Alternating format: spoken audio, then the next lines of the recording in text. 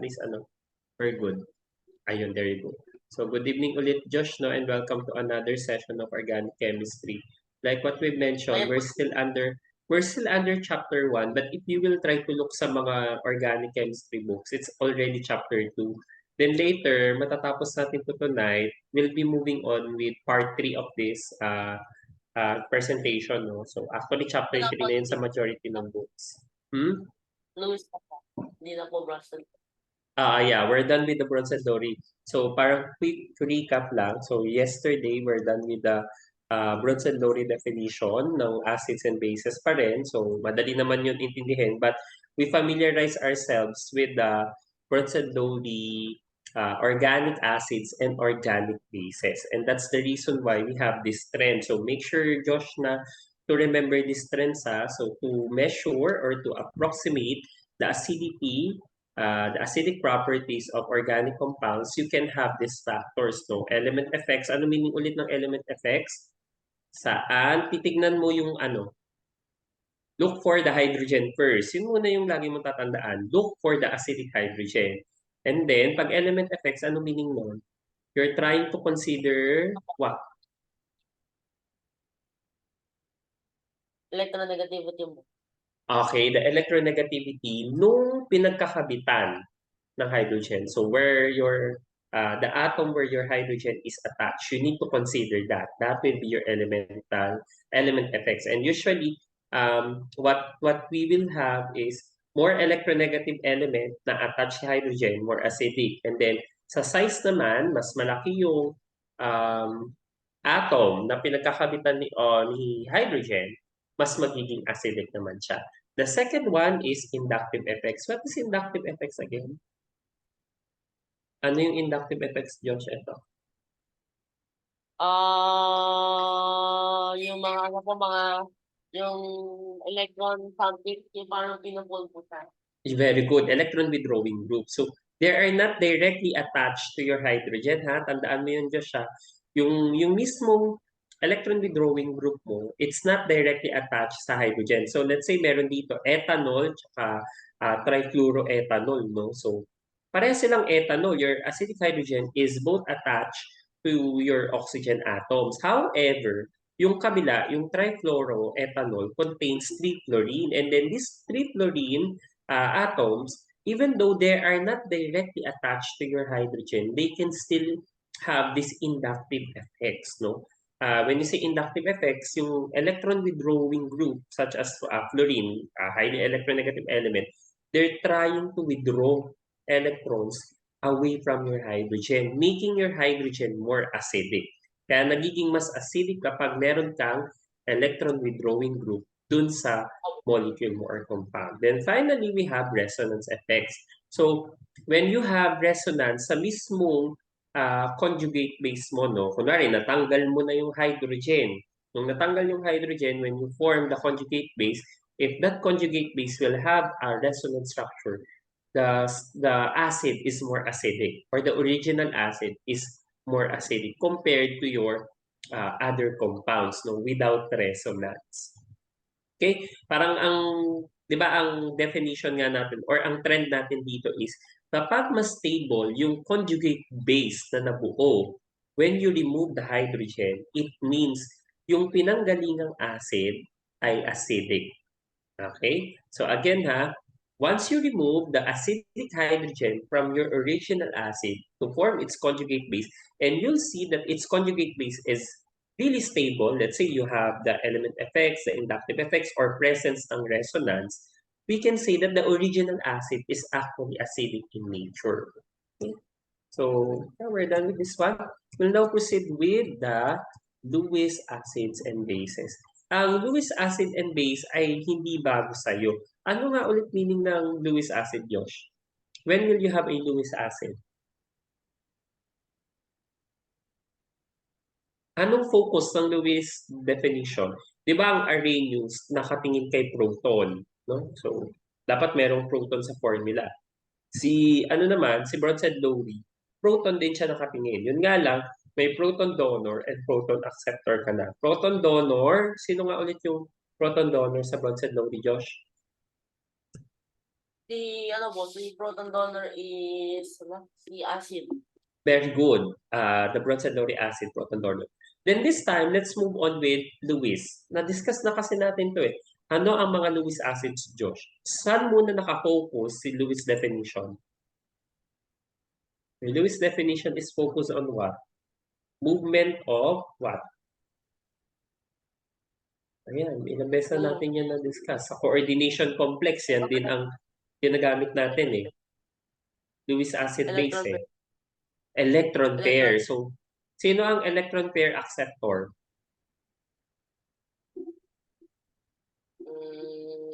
Si acceptor is donor. So, si acid. Correct. EPA yan eh, EPA. Di ba PDA ang bronze dopey, sabi ko. Ayan, EPA. Electron pair acceptor acid. So, Lewis Whatever acids. in Lewis, acceptor in Bronston. Yeah. So, we'll start first with the Lewis base. No? So, automatic, ang proton donor mo, ay electron pair donor mo, ay si base. So, when you say Lewis base, electron pair donor siya. So, Josh, kung ang Lewis bases ay electron pair donor, ano dapat yung requirements mo para makapag-donate sila ng electron pair sa organic compounds? Tingin mo, dapat usually, anong charge kaya nito ng mga bases, Lewis bases? Siyempre, halos parehas yung kay Bronson Lowry. Kasi electron pair donor sila, Josh eh. So, ano dapat yung mga bases mo? Positive or negative? Tingin mo? Negative yung Dapat. Kasi a negative charge means it's rich in electron. Dapat yung mga bases mo rich in electron so that they can give off electron pair. Okay? But aside from that, having a negative charge, pwede rin neutral ang base mo, Lewis base mo. Paano naman yun? Saan manggagaling ang electron pair, Josh? Pag neutral. Ito na Kunwari, neutral yung compound. Pero ano siya? Base pa rin. Whatever has it. Oh, saan? What will be the source of your electron pair if your compound is neutral? Whatever has the electron pair. What example? Specific site. Kasi reactive site ito, Josh eh. I want you to be familiar with the reactive sites.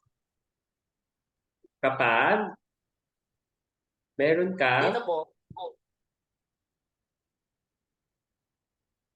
you have what? Let's say for neutral atoms, meron ka dapat para maging electron pair donor ka or Lewis base.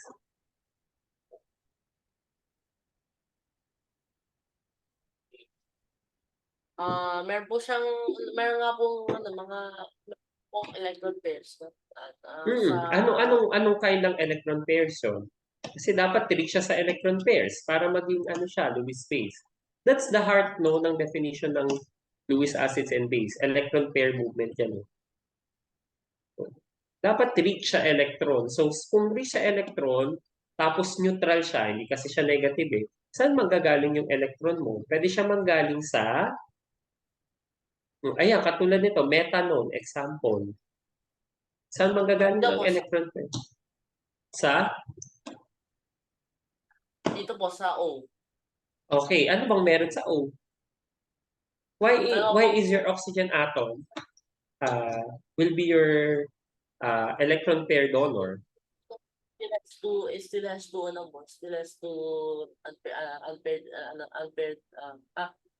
two pairs. Lone pairs, good, no? Number one will be lone pairs. Ang lone pairs natin ay pwedeng source ng ating electron pair. Ano pa? Aside from neutral din, let's say ito, kung kunwari nakita mo to, yung ethene or ethylene. Ayan. Sa anong site ang rich sa kanya na electron pair? Kasi sabi dito, pwede rin palang source ng electrons ang mga multiple bonds, no? So, ang mga multiple bonds kasi ay merong, Josh? Anong ang type ng bonds ang makikita sa multiple bonds, Josh? review. Sabi ko sa iyo, yung bonding, very important yan. You will always go back sa ah, mga definition and explanation. So, anong type ang meron sa, let's say double bond. Anong type ng bond ang meron sa double bond? You have one blank, one blank. Ano yung sagot? Again? Sorry. Okay. One sigma bond, one pi bond. Ngayon, ang pag meron ka, if your multiple bonds are acting as a Lewis base, the electron pair will be coming from the pi bond. Kasi bawal sa sigma bond, Josh, manggagaling yung electron na. Kasi pag sa sigma bond mo, puputulin mo yung carbon-carbon bond. Kasi siya ang head-to-head collision, no? So the pi bonds are usually involved, yes. Won't break the sigma bond, but like keep the pi bond suspended. So, yeah, don't break the sigma bonds and then the pi bonds can be donated actually. So, yun yung magiging source mo ng electron pair, no? So that's the reason why multiple bonds can act as Lewis bases. Okay? So, please take note, Josh, there's a very important statement here that a Bronson-Lowry base always donates this electron pair to a proton.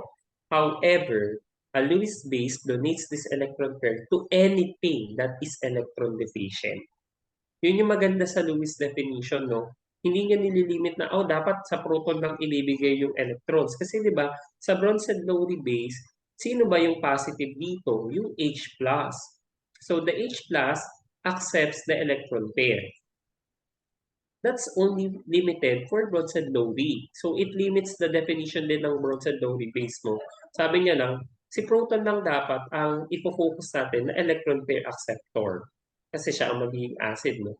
However, kapag Lewis base ngayon, Josh, anything na electron poor or electron deficient, siya ngayon yung magiging acceptor ng electron pair, no? Coming from the donor, which is your Lewis base. So, if you will take note, let's move on with the Lewis acid naman. So, a Lewis acid, of course, is an electron pair acceptor. So, this one is just the vice versa of Lewis bases, no? So, madali ito maintindihan. So, ngayon, kung ito ay electron rich, si Lewis base ay electron rich, what can you say about Lewis acids? Lewis acids are electron poor or electron deficient. So, siya yung kaninang acceptor natin dun sa kabila na naligay ko. And therefore, they are capable of accepting an electron pair from your bases. So, please take note, Josh, ito yung magiging clue, ha? All Bronsted-Lowry acids are also Lewis acids. However, this is not true. All Lewis acids are also Bronsted-Lowry acids. X. So like Hindi Lewis yan. acid One way just lang yan. Yes. Ang Lewis acid. mangyayari dito, si Lewis acid ay mas malaki yung definition niya. So, parang subset niya lang si Bronsted-Lowry acid. Ganyan siya. Okay? So, again Lewis acids are larger in scope, no? Compared to your Bronsted-Lowry acids. So, magbibigay tayo ng example dito, ha? Water and methanol, these compounds are both Bronsted-Lowry acids and Lewis acids. So because they can accept electron pair. So electron pair acceptor sila. However, tingnan mo to, Josh. Si BF3 tsaka si aluminum chloride. So they have no pill-valent shell. Wala naman tong pill-valent shell eh. Si BF3 tsaka AlCl3. So therefore, they cannot donate hydrogen. 'Di ba ang Lewis acid, ang Bronsted-Lowry acids, Josh, proton donor. So 'di ba, ito mawawalan to ng hydrogen, mawawalan din ng hydrogen si methanol. Kaya Lewis acid sila. Pero tignan mo to, BF3 tsaka aluminum chloride. Do you have or do you see any hydrogen there, Josh? Well, 'di ba clearly wala. Pero alam natin boron and aluminum in fact are Lewis acids. So, yan yung sinasabi dito sa example. So, The common Lewis acids, which are not Bronsted-Lowry acids, contain elements usually in group 3A: boron, aluminum, gallium, indium, and thallium. So, because they can easily accept an electron pair and they do not have filled valence shells. No? So, nag-accept sila ng electron pair, therefore acid sila. Pero hindi nila kaya magbigay ng proton. So, therefore, they are not. Okay, linaw yun na, they are not Bronsted-Lowry acids. So, please take note nyo siya, lahat ng Bronsted-Lowry acid mo ay Lewis acids din, but not all Lewis acids are also Bronsted-Lowry acids. Kaya very important yung ganyang concept. So, in a Lewis acid-base reaction, Josh, which is your electron rich compound or species? Kung Lewis acid and Base. base, sino? Okay, good. Sa kanya ngayon manggagaling yung electron pair. So pag nag-arrow pushing ka, di ba pag nag-arrow pushing tayo, sabi ko sa'yo, lagi ka mag-start kung saan mayaman yung electron. So electron-rich sites ito. Usually Lewis bases yan. So a Lewis base donates an electron pair to a Lewis acid.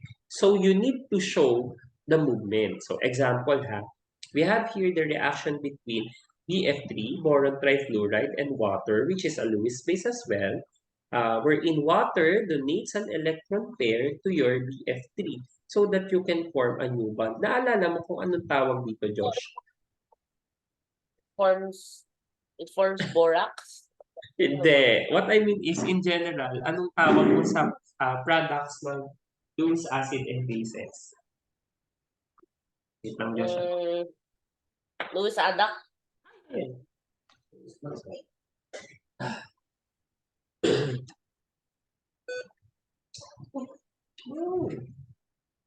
Ayan. Anong tawag na ulit natin sa product in general ng Lewis acid and again? Adduct. Okay, good. So, the Lewis acid-base adduct. So, adduct yung mga what's happening? Hindi na po may masabi ko kasi yung yung line po. Okay. So, pakitandaan, no? Sa ngayon kasi, Josh, nag-arrow pushing na tayo. Nung tinuro ko to sa Gen Chem or inorganic, and even sa ano mo, sa complexation. Actually, nag-arrow pushing na ako doon eh. Pero very basic. Ngayon, talagang matinong arrow pushing ito, no? So, lagi mong ipapakita yung movement ng electrons ngayon. So, sinasanay kita. Kasi once nag-mechanism ka, Josh, you will always use this arrow pushing or curve arrow rotation so that we can monitor the movements of your electrons. Okay? So, the Lewis acid base reactions illustrate a general pattern. So, very important to no when learning in organic chemistry because typical ang Lewis acid base reaction sa organic chem. Okay? So ngayon, may pattern ka naman dyan. So electron-rich species, sino nga to ulit yung mga electron-rich species mo, Josh? Kung Lewis acid base definition ito. Mga bases. Okay, very good. Ito yung mga Lewis bases mo. React with electron-poor species. This time, these are your Lewis acids. Ang galing nga ng organic, in-incorporate lang nila yung pinaka-meaning. So ngayon, bibigyan na natin ng pangalan. So usually dito yan din ginagamit yung term. Pero sa inorganic, ginagamit din naman. A Lewis acid, dahil electron-poor siya, Josh, ang tawag sa kanya ay electrophile or electrophile minsan. So, pero electrophile ang basa na dyan. So, pag ano kasi electrophilic naman, no? Electrophilic substance. So, when you say electrophile, from the etymology, Josh, anong pwede mo ma-deduce? Electrophile. Electron loving. Bakit siya electron loving? Because it wants electrons. I mean, like it's electron poor po. Correct. Yun yung pattern. Ang Lewis acid, electron-poor species sila. Therefore, there are electron-loving. Ang tawag sa kanila ay electrophile. Huwag kang magbabaliktad dito, ha? So, electrophiles, electron-loving. So, therefore, electron-poor sila. Lewis acids yung mga yan. While Lewis bases, on the other hand, they react with an electrophile other than a proton. So usually, Lewis bases are called nucleophile. So tingin mo, anong etymology naman ng nucleophile? Like nucleuses or something. Ano bang meron sa nucleus, tingin mo? Para lang magkaroon ka ng idea. Protons. Correct. Which are positive, di ba? So, syempre, electron-rich ang mga Lewis bases mo. So, therefore, they really like protons, which is H plus usually. No? Pero in general yan na, ang mga nucleophiles, yung mga Lewis bases mo, ina-atake nila anything na positive or anything na electron poor or electron deficient, no? Which are your Lewis acids. So, I have a question, Josh. Yung Lewis bases mo ba, kaya niya rin kunwari atakihin yung mga partially positive na carbon? Kasi di Yes, ba siguro po electron kahit, rich? Hmm. kahit siguro po sa Twitter ion, siguro both of them will react. Correct. Yun yung concept talaga. Yung mga Lewis bases mo, they can actually react with partially positive carbon. Kaya pwede nating magkaroon ng reaction between your organic compounds. Okay? So, in this example, in the previous example, sino ang electrophile? Sige nga, ituro mo sa akin. Which one is your electrophile?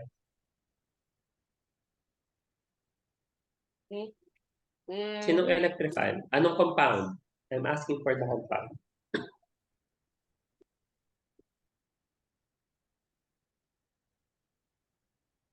Sinong electrophile? BF3 or water? Okay, good. Good, BF3. And then, si nucleophile naman, si water. Very good. Okay, so with that, this is our question for, this is our first question for tonight. So for number 1, which compounds are Lewis bases? So bilugan mo na lang, no? Tapos, for number 2, which compounds are Lewis acids? So sa second set kasi, magre-reaction naman tayo. Sige. Number 1 muna, bilugan mo lang, sino ang mga Lewis bases?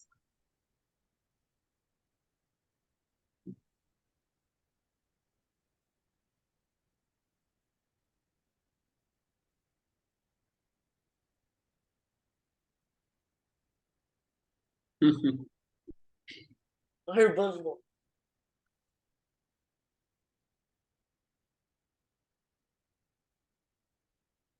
So for number 2, encircle lang din, which compounds are Lewis acids?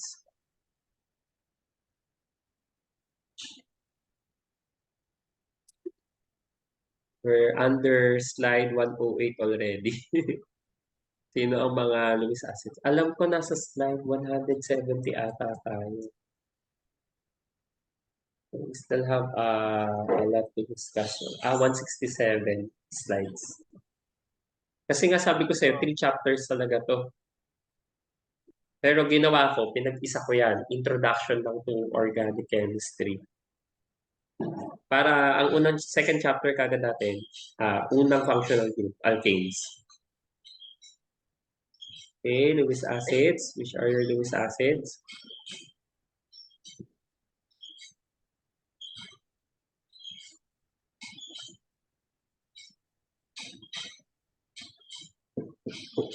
Okay, final answer.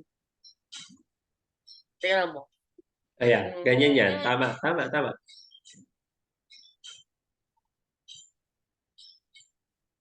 Actually, yung mga carbocation na ganyan, nagiging flat yan, Josh eh. Nagiging trigonal plane lang siya. Kasi wala kang lone pair eh. Di ba? Ganito yan, Josh eh. Yung ganito, Josh ha, ganito siya tignan. Trigonal planar siya. Tapos positive. Hindi siya nakaganon, Josh. Pwede siyang mag-flatten, pero nakaano pa rin naman yan. Nakaganito. Meron po may fractal, mga ganda po. Oo, may nag-exist naman ng mga ganyan. Meron. Wag kang mag-alala, papangalanan mo yan. Binibigyan mo na naman ako ng idea. No! Organic pala yun. Ito ba? Sure. Sige, pili ka. Base.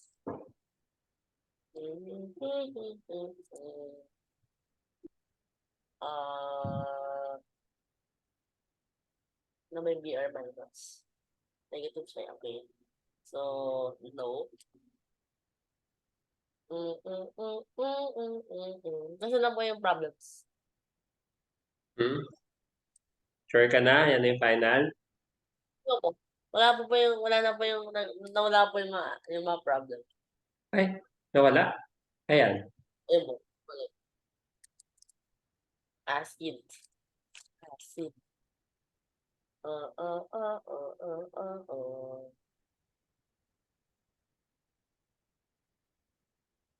Yun po. Okay, let's start.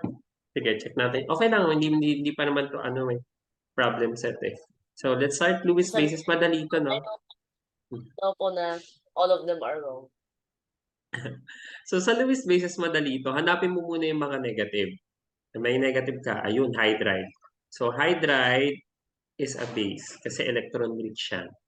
So, susunod, mga neutral compounds, pero meron silang electron rich area. Why ammonia? Kasi meron kang lone pair. Tama? And this Okay. one can be a donor. How about this one, Josh? Ito ba ay hindi pwede mag-act as Lewis base? Why or why not?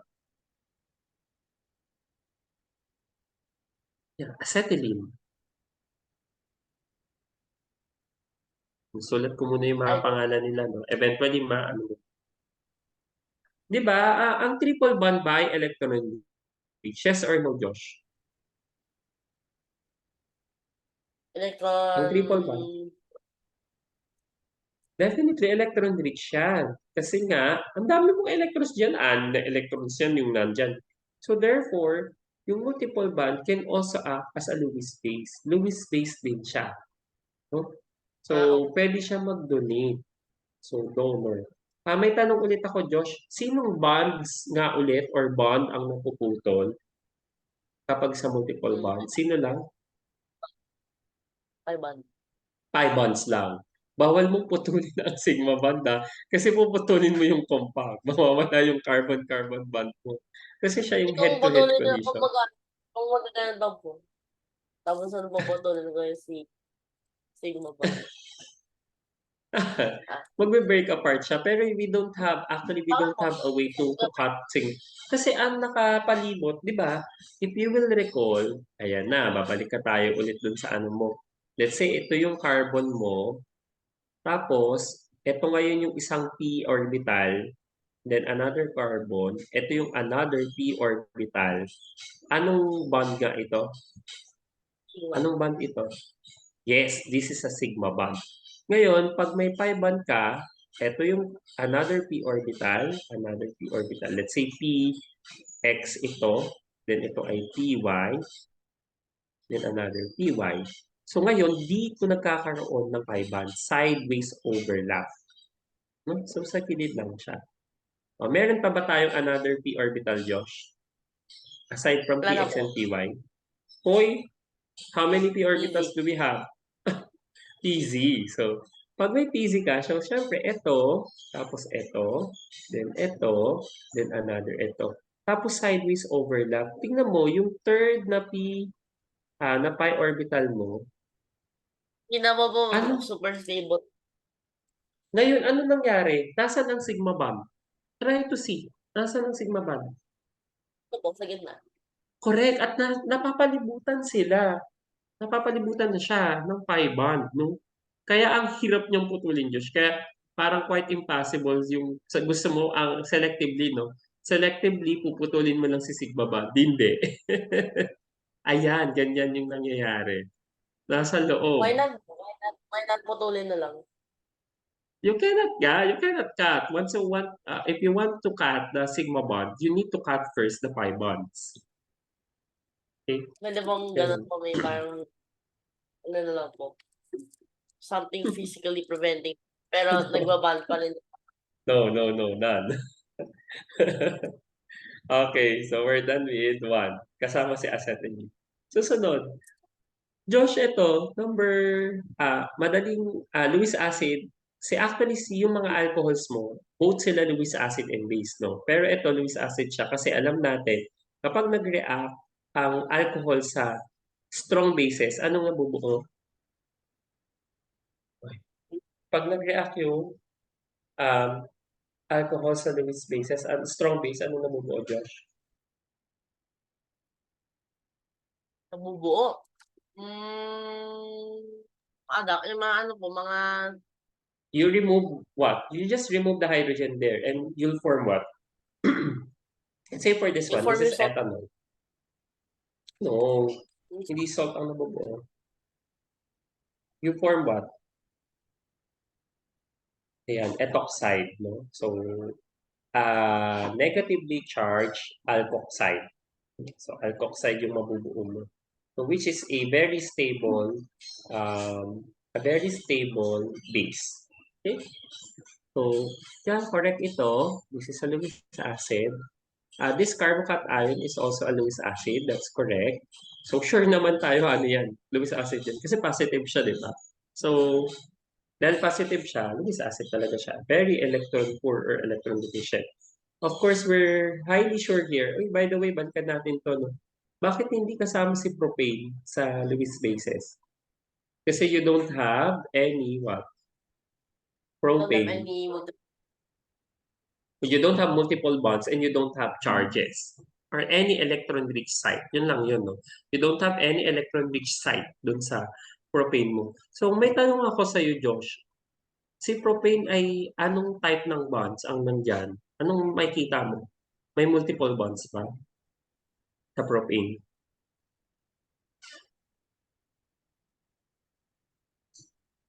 Yes, ano? Oy, pay attention. Sa propane. Hindi, sa propane, meron ka bang multiple bonds na nakikita? Wala po. Wala. O, Wala po. anong meron lang sa kanya? Anong type ng bond? Lahat yan ay ano?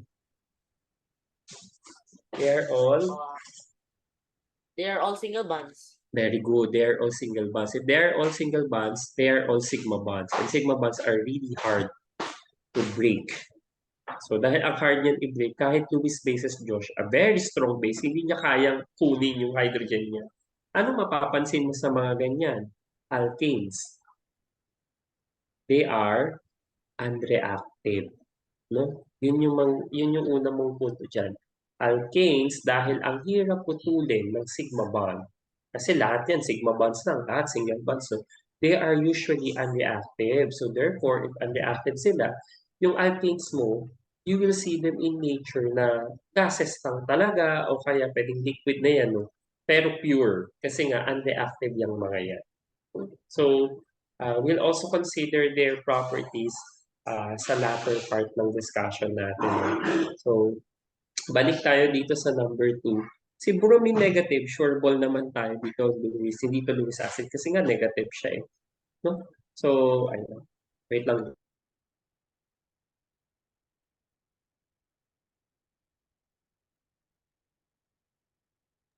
So, sure ball naman tayo si Br minus ay Lewis acid kasi nga, hindi siya Lewis acid rather. In fact, it is a Lewis base. So, dapat nandito siya, Josh. No? Kasi negative siya. How about this one, Josh? Boron tribromide. Is this one not a Lewis acid? BBr3. Ayan. Is this one not a Lewis acid? Ano nga ulit yung Lewis acid? They're electron pair acceptors. Let's say meron akong base dito, Josh. Ayan. Hindi ba to pwedeng mag-react with boron tribromide mo? And then you'll form this adduct. O, di ba? Correct. So, ayan. So, dapat, ang sagot mo dito ay, this is also a Lewis acid. So, basta tandaan mo ha, yung mga group 3, boron, aluminum, gallium, indium, thallium compounds, usually naka-halides yan sila. Ay, ano din sila, Lewis acids ang mga yan usually. Very good. Let's now proceed with the reactions. So, this is not new to you because you've been doing this since the beginning na introduce ko na siya since the beginning of this organic chem. So, we now have this Lewis acid-base reaction, but this time we will be using curved arrow notation so that we can show and monitor the movement of electrons. So note that in each reaction below, the electron pair is not removed from the Lewis base. So imagine mo ha, Josh, kapag nag-arrow move, arrow pushing ka or curve arrow notation, you don't move the electrons na, kunwari, eto ha, ilalagay mo siya dito, naging ganyan. Hindi. Hindi ganyan ha. Walang ganito ha. Hindi yan. Mali yan. So, alam na yon, understood na yon na this electron pair is actually moving from this one going papunta dito. Okay? So, kaya tingnan mo, magkakaroon ka ng new bond. So, if you will notice, there's a movement of electrons here, ha? So, the movement, saan ulit manggagaling yung electrons mo, Josh? Dapat manggaling siya saan?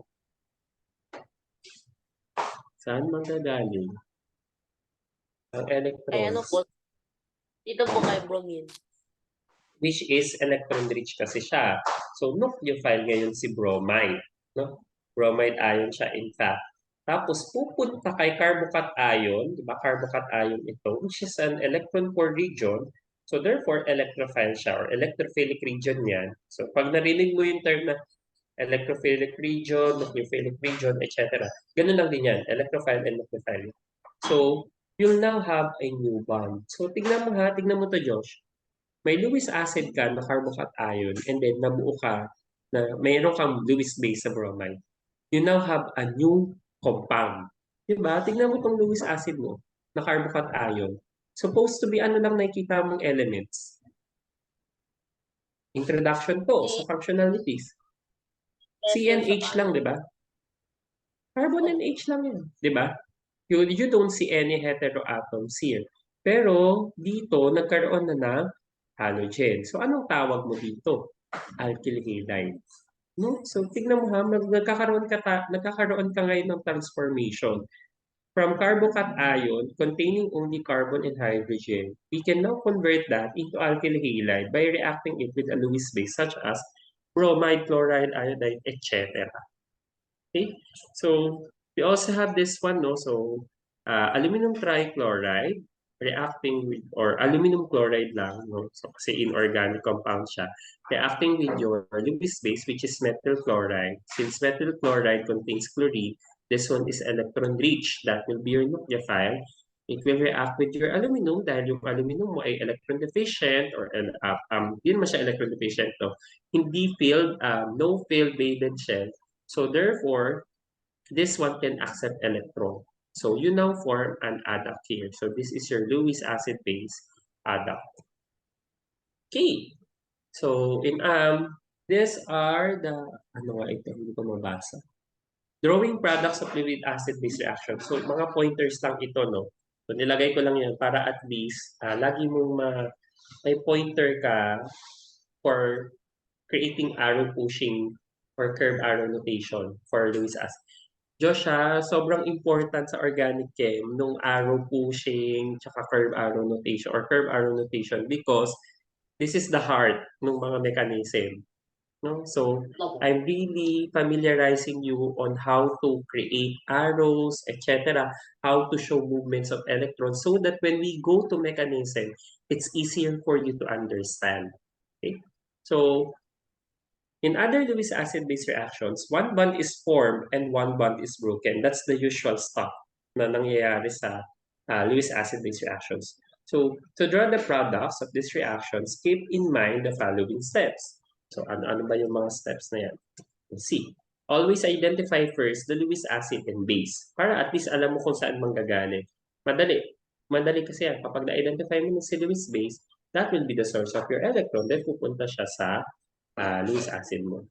Ang susunod ay Draw a curved arrow from the electron pair of the base to the electron deficient atom of the acid. So, Josh, I have a question. Yung Lewis acid mo ba, yung buong molecule yung nagre-react, especially kung organic siya, yung Lewis acid mo. O kaya yung Lewis base mo din, buong molecule na yung nagre-react. No, just the atom that Very reacts. good. A certain portion lang, no? Certain site lang. Very good ka dyan, ha? At least nakikita mo na kasi nag-arrow pushing na tayo for the longest time, no? Several sessions na rin. So, kung makikita mo, hindi sila lahat nagre-react. Unlike kasi sa inorganic compounds wherein you have few atoms there, usually we can see it as a full reaction, no? Kunwari, ito, nag-react si ganito sa ganyan. Kasi inorganic compounds sila. Ganun yung nangyayari. Pero dito sa organic, you can have a very large molecule such as Taxol or paclitaxel, yung gamot sa breast cancer. The previous ones that I've shown you, no, yung mga gamot-gamot din sa uh, anti-inflammatory, analgesic, etc. Ang lalaking molecule nun, pero certain portions lang or certain parts lang yung nagre-react dyan. Okay? So count electron pairs and break a bond when needed to keep the correct number of valence electrons. We've been doing this sa mga previous sessions, kaya feeling ko mas comfortable ka na with this one. Okay? So the reaction between cyclohexane, let's say this is an example. The alkene HCl reaction. So this is our example. The reaction between cyclohexene and HCl can be treated as a Lewis acid-base reaction. So let's try to understand this one, no? Step by step. So HCl here, since siya yung acid, halata naman acid siya, diba? HCl. So siya yung Lewis acid mo. Sino ngayon yung electron poor? Kasi Lewis acid, electron poor, no? Si hydrogen. No? Pero ang tanong, kay Lewis acid ba manggagaling yung electrons? Josh? So, kay HCl ba manggagaling yung electron? Hindi ba? Sa yung Lewis Okay, acid. good. So, kay Lewis base ka pupunta, kay cyclohexene dapat. So, upon looking sa structure ni cyclohexene, saan manggagaling yung electron pair mo?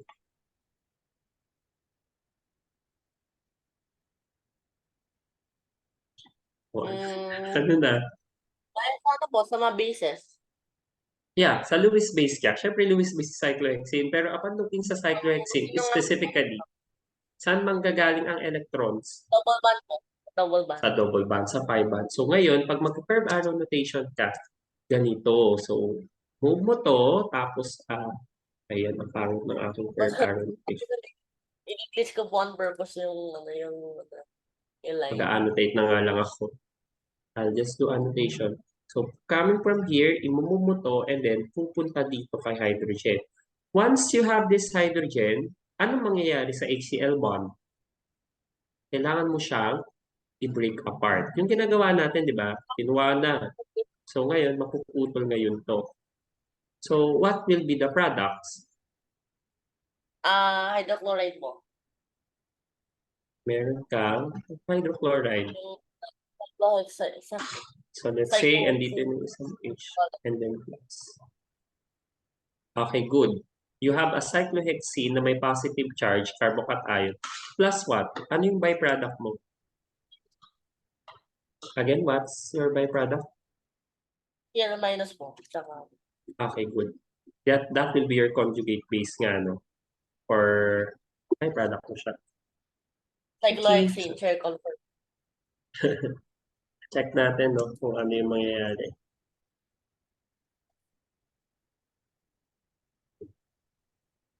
Ayan. So, same. Meron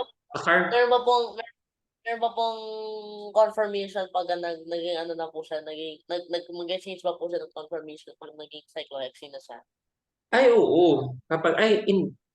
When say, naka-chair siya, kapag may carbocation ka na naka-chair, at cyclohexane naman siya, wala. Yan lang din yun. Pero may mga may mga instances, kung pwede siya mag-flip, magkano ba po siya, does it have a preferred confirmation? Different. That's a good question, no? So, ang sagot diyan ay meron. Pero aaralin natin siya sa reaction ng alkenes. Nage-gets mo kita? Mm, Meron. Yan yung mga rules sa organic. Kaya sabi ko nga sa'yo, kailangan mong aralin talaga ng maigi or intindihin yung organic compounds.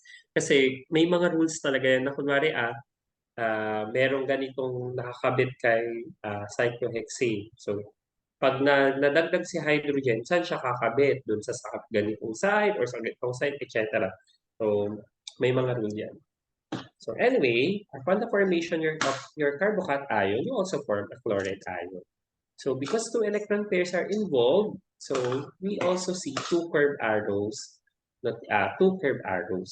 So saan yung two electron pairs na involved? Yung nasa pi bond mo sa cyclohexane at saka yung sigma bond ng HCl, which is donated already papunta kay chlorine to form the chloride ion. O, ayan, dahil dyan, madali lang to para sa'yo dapat na. Kasi we've been doing this for the past few sessions. Draw the products of each reaction and label the nucleophile and electrophile. Okay, go ahead.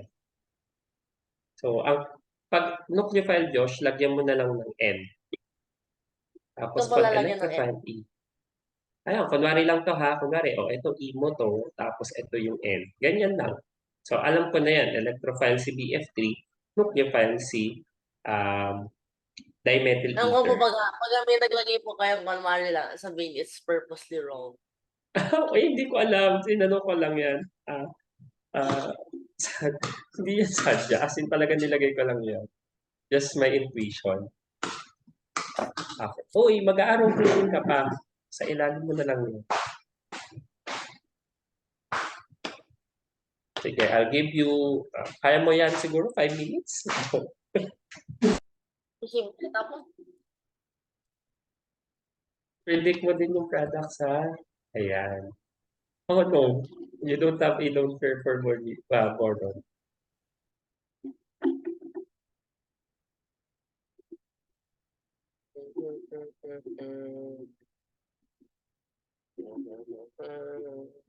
wala na po bang electron pair? Hindi ba po siya 5?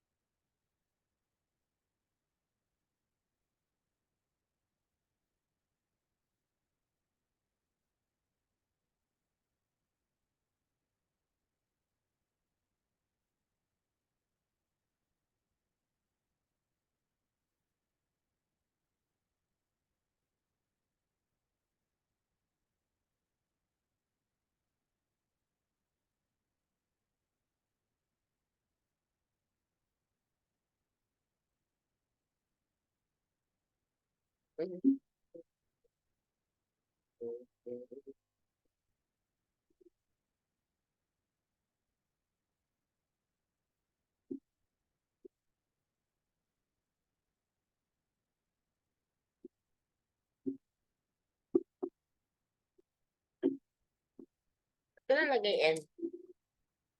Pati may tubig.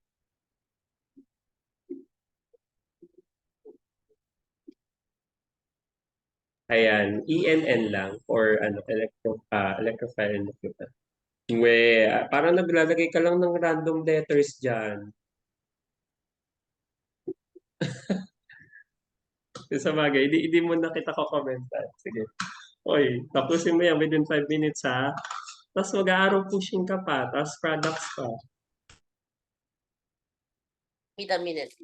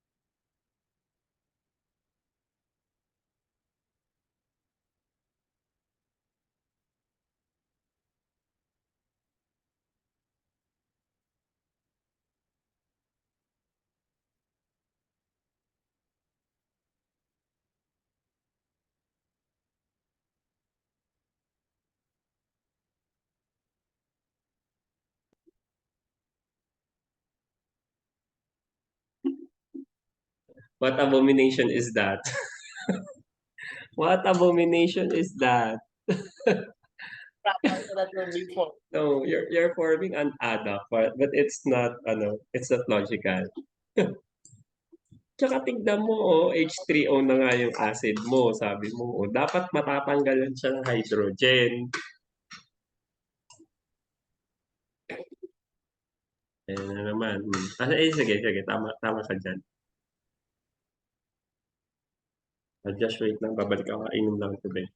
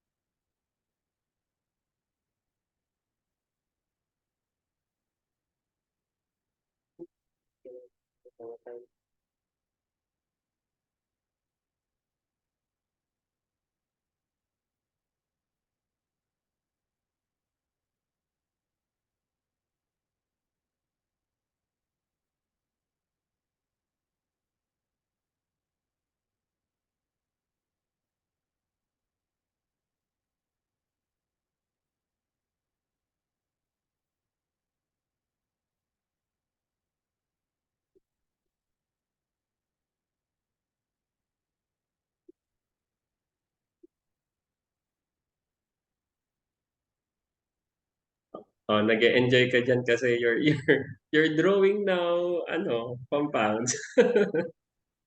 Yeah, that's good, that's good. Tama yan. Sige, you now continue Artistic. with the 30. Dapat pinatayo mo para mas mukha siyang human life. Parang nakaganon siya. Oh. Like, you gave me an See? idea. Oh, tingnan mo, ako pa nakakita. Human like. May legs na po siya. True to yung yung ethyl. Tapos yung ito. Mm,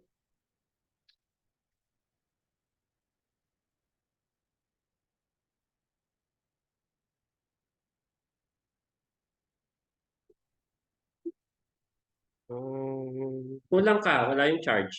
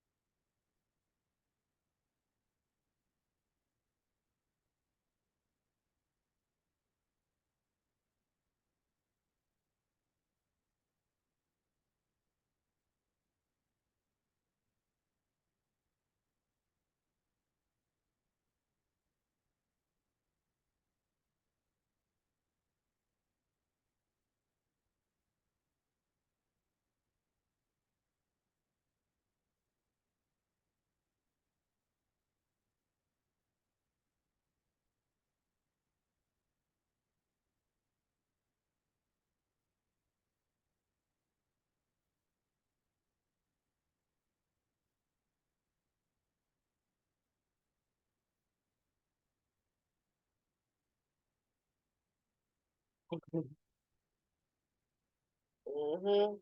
Okay, nag-iimbento ka na naman. You're inventing stuff there. When I can't find the answer, I make the answer find.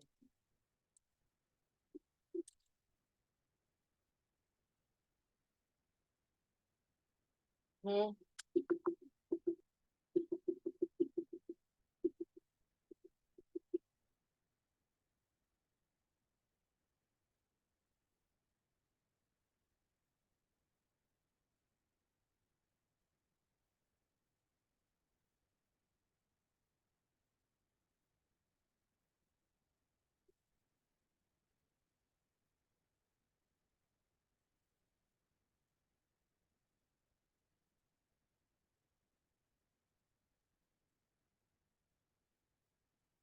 No, that's correct. You attach the bond to your aluminum. Alam mo, inisip ko how to. Yeah, coming from the carbon, not coming from the oxygen. Kasi si carbon mo yung partially positive dyan. And oxygen is partially negative. Mhm. Ano ba?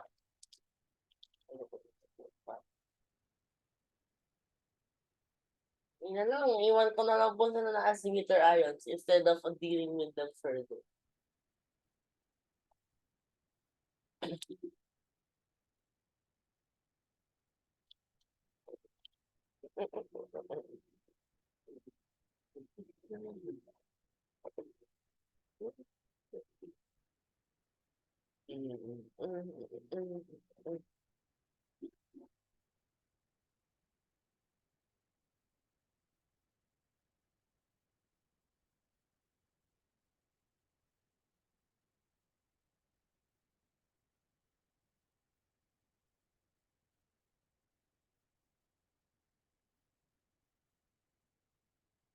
Only a certain part of hydronium ion will react, not the whole thing.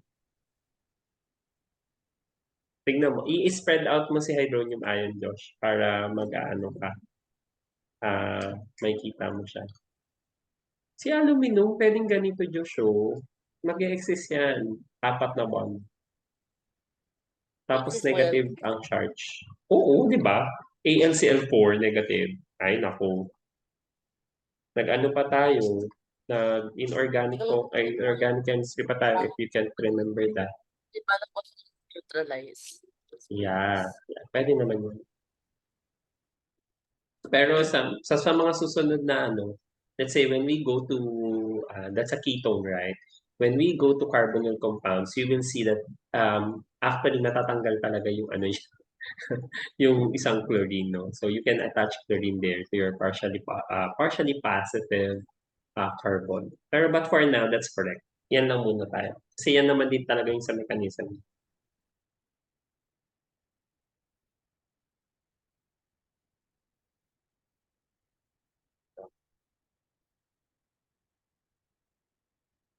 Yun naman yung normal. Okay.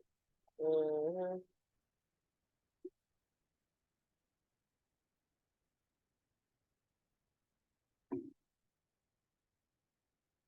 So I was onto something wala mo. Iisip ko kasi po kanina, ganito yung structure ko po.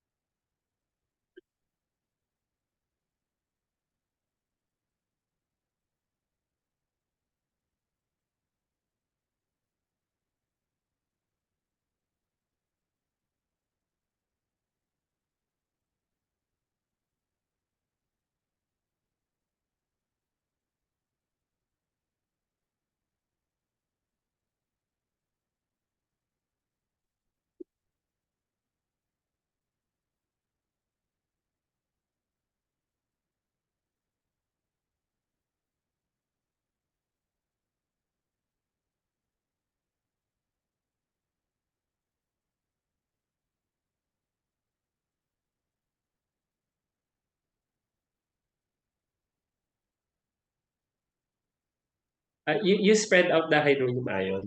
Anuhin mo siya. Yung parang ganito, Joshua. Pag nag-ano ka, arrow notation, ituturo ko na. Ganyan.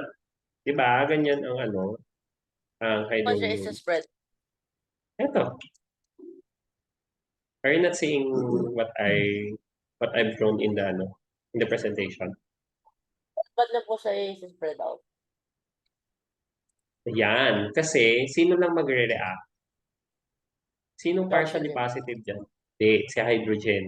Kukunin mo ngayon yung isang hydrogen. Tapos yung isang bond, mabubroken, and then pupunta kay oxygen. Para you form water. Laging ganun yung pattern dyan, Josh. Kasi nga hydronium Ito ba siya, yung acid siya. No, composition mo? no. Mag-a- That's mag-a-adapt po that's another total abomination. It's a mortal mag-a-adapt po sin in organic chem. Posible kaya po kung let's say this was aluminum. Would it be possible it would complex po with the water? Ay, oo, pwede. Yung aluminum, di ba, nakikipag-complex siya sa water. Kaya nga, may aqua kay, di ba? Ang aqua ay isang ligand sa mga mo, Kaya nga po, inorganic complexes. kaya po mag-a-adapt po siya. But it O, will sort of complex. tignan mo, nag-aano ka na, inaaral mo na ngayon yung mga reaction conditions. Kaya dapat walang water pag gumagamit ng AlCl3. Kunwari gagawin mong catalyst yung AlCl3, dapat walang water doon. Devoid of water yun, Josh. That's a good that's a good observation. Bakit po? Kasi 'di ba, yung water Kaya- magre-react sa AlCl3 mo, edi wala na rin. Hindi siya magagamit so dun yun sa reaction. yung na-form po namin, may may konting complex na po yan. Oo, yung nabuo nating, ba sabi ko sa iyo, yung aluminum hydroxide yata yun, or aluminum chloride, nagiging aluminum hydroxide din siya eventually, or complex form na may water. Kaya ang hirap niyang i-dry. Hindi natin siya ma-obtain. Siyempre, we're doing home lab, di ba? Pero at least, we've actually observed kung ano yung na-observe din talaga sa lab. Yung arrow pushing mo, ito, i-atras mo lang kay hydrogen. The last one for letter E. Dapat kay hydrogen lang siya. Tapos may second arrow ka, mag-move dapat siya. So, let's say kay hydrogen. Sige. Okay, then yung HO bond na yan, hindi, mali. Yung HO bond, ibibigay mo kay oxygen alone. Kasi kukunin na yan eh. Yan, ganyan. Ba't hindi ba po namaputol yung CL doon? Hindi. Okay na lang yan muna. Actually, sa ituturo ko sa'yo, po siya kaya niyang eventually mapuputol siya. Pero okay na yan. Ayan muna.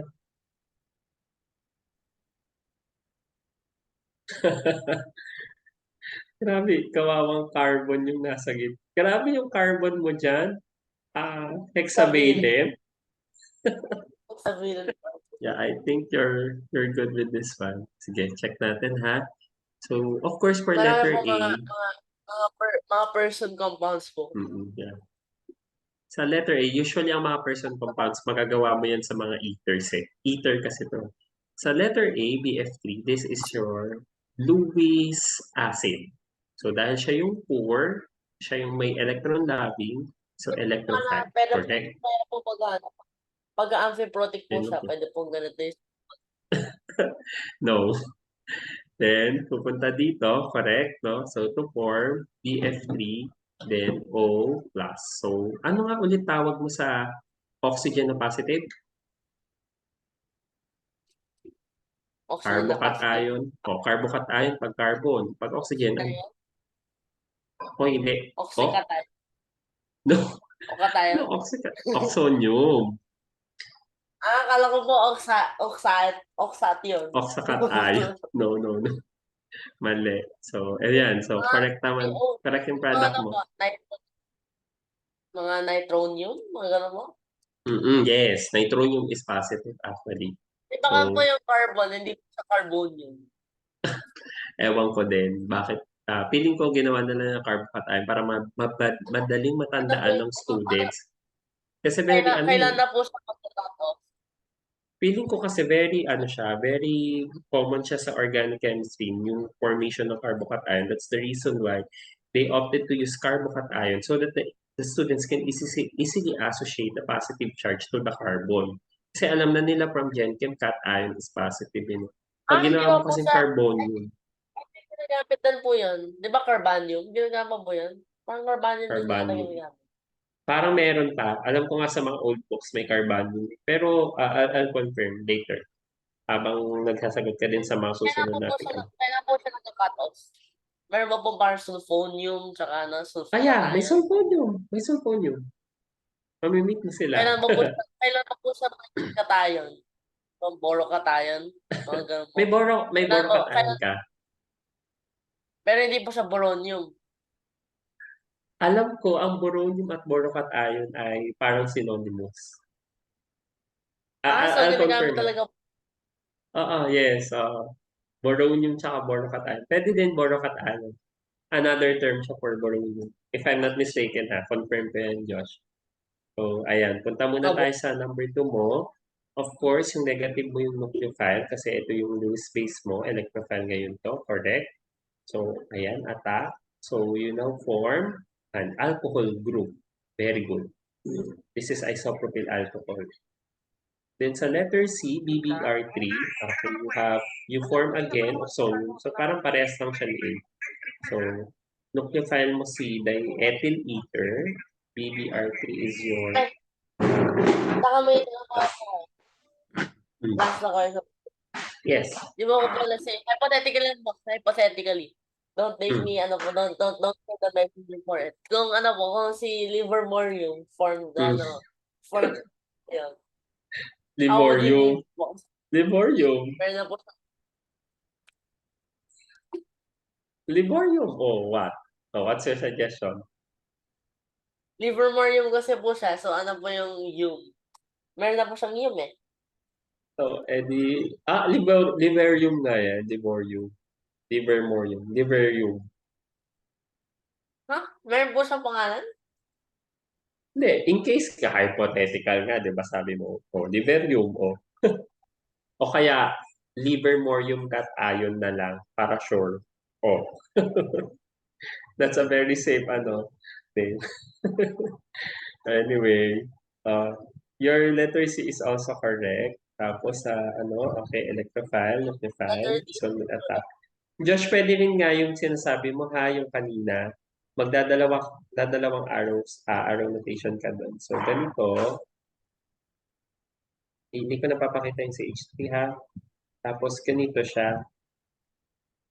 Chlorine, chlorine, chlorine. Ganito. Tapos, ganito, then donate. Yan, pwede din to. So, ano mabubuo natin? Oxygen, negative. Tapos, we have here, yan, ayan.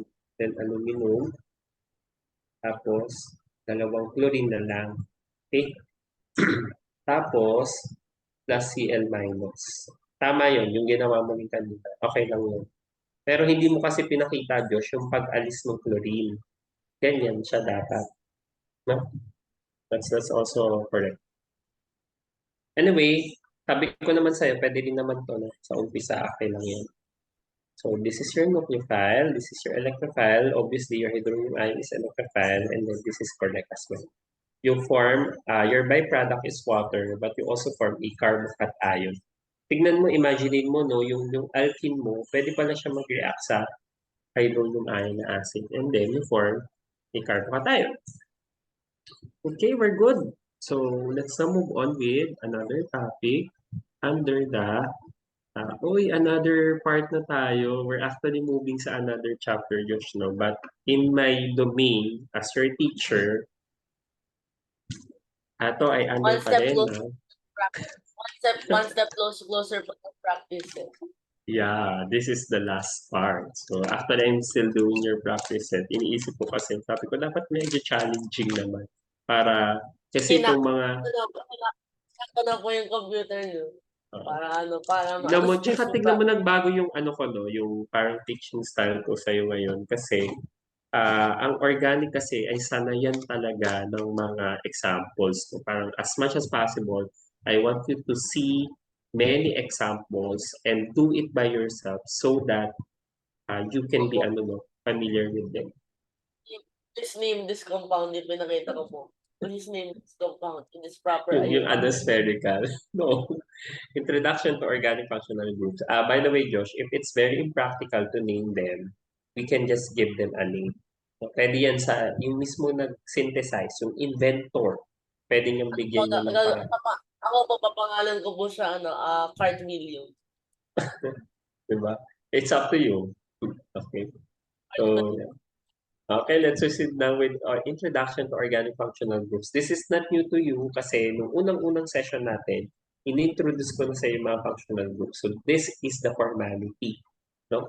Kung ano, para at least, actually, i-discuss din natin dito yung properties nila and at the same time, what are the distinctions per functional group. However, since introduction ito, Josh, we will not tackle their nomenclature yet and their reactions. No? We're on the ano lang to. Overall physical properties such as melting point and boiling point and solubility. Let's see. Para madali mong makita, pag nag-overview ka, alam mo na kagad yung mga organic functional groups. Kahit ano yung iba to ko sa yung compound. Start. So, by the way, what's a functional group muna, no? So, a functional group is an atom or group of atoms with characteristic chemical and physical properties. So, it means, Physical Josh, properties po? So, yeah, pwede po siyang matanggal, meron po siyang ma-freezing point? correct. Pwede mo siyang tanggalin. Pwede. Mahirap yata yung sinasabi mo. Pero, distinct kasi siya because it gives you the physical property ng molecule. No? So what ano po yung introductory chemistry will teach you is actually wrong. Kumaga, the function, the chemical composition actually has an impact on their physical properties. Yes, exactly. Tama. Tama naman yun. What? Mm-mm. Range. So, But you need to understand first the structure. That's the reason why it's higher organic chemistry is being discussed after inorganic. So that you can easily understand, okay, since organic molecules are really large, some of them will be really large, there are certain group of atoms that will make their physical properties different from the rest of the organic compounds. Okay? So it will also give you a distinctive chemical properties. Yung reaction nila, very important yun. Ano mo pala yung one of the greatest questions pa na isip ko. What makes a compound organic? How can you say it's organic, but how can you say it's not? Oo, naaral natin yan nung unang meeting. Sige, answer your own question. You give me an idea. Answer your own question. How will you know if it's organic? Kasi baka ang meaning ngayon ng pagiging organic siya, medyo flexible siya. Pero sa organic chemistry, medyo may dumi naman siya. So, pag organic chemistry, Josh, ibig sabihin nun, carbon-containing compounds. No? Carbon-containing compounds siya. However, may ilang exemptions. Metal, yung mga metallic na po. Hindi po Metallo-organic. metallic. Yes, metallo-organic are still organic compounds.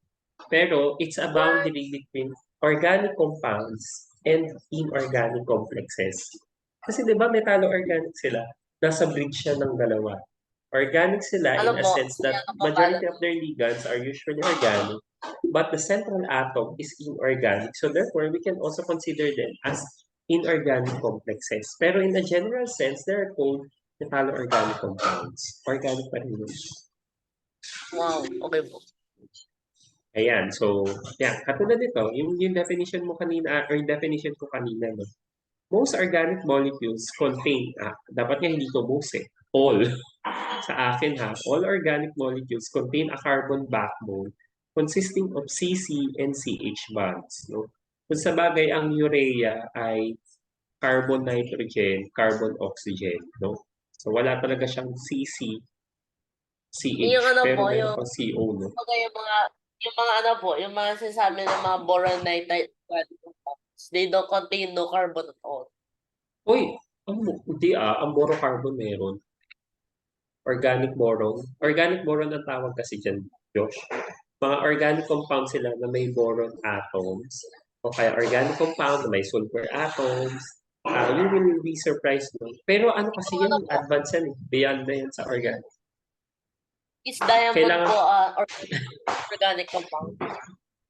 oy, that's a good question. Tingin mo. It's not. Di ba po siya organic? It's not organic, pero is it organic? I mean, it's purely carbon plus consisting Yeah, of it's carbon purely backbone. carbon, but ito ngayon yung susunod. But its behavior, chemical and physical, resembles inorganic compounds. That's the reason why it's considered inorganic. Similar with carbon dioxide. What makes yung chemical and physical compound, yung mga characteristics na po, organic? Ano ba ang usual na organic? Kunwari ito, CO2. Ano yun? Organic or inorganic? Inorganic. Oh, di ba? Inorganic. Why? Inorganic. May carbon yun. Because its Hindi ko po alam. behavior resembles pa rin the inorganic compounds. So Susunod po parang tayo.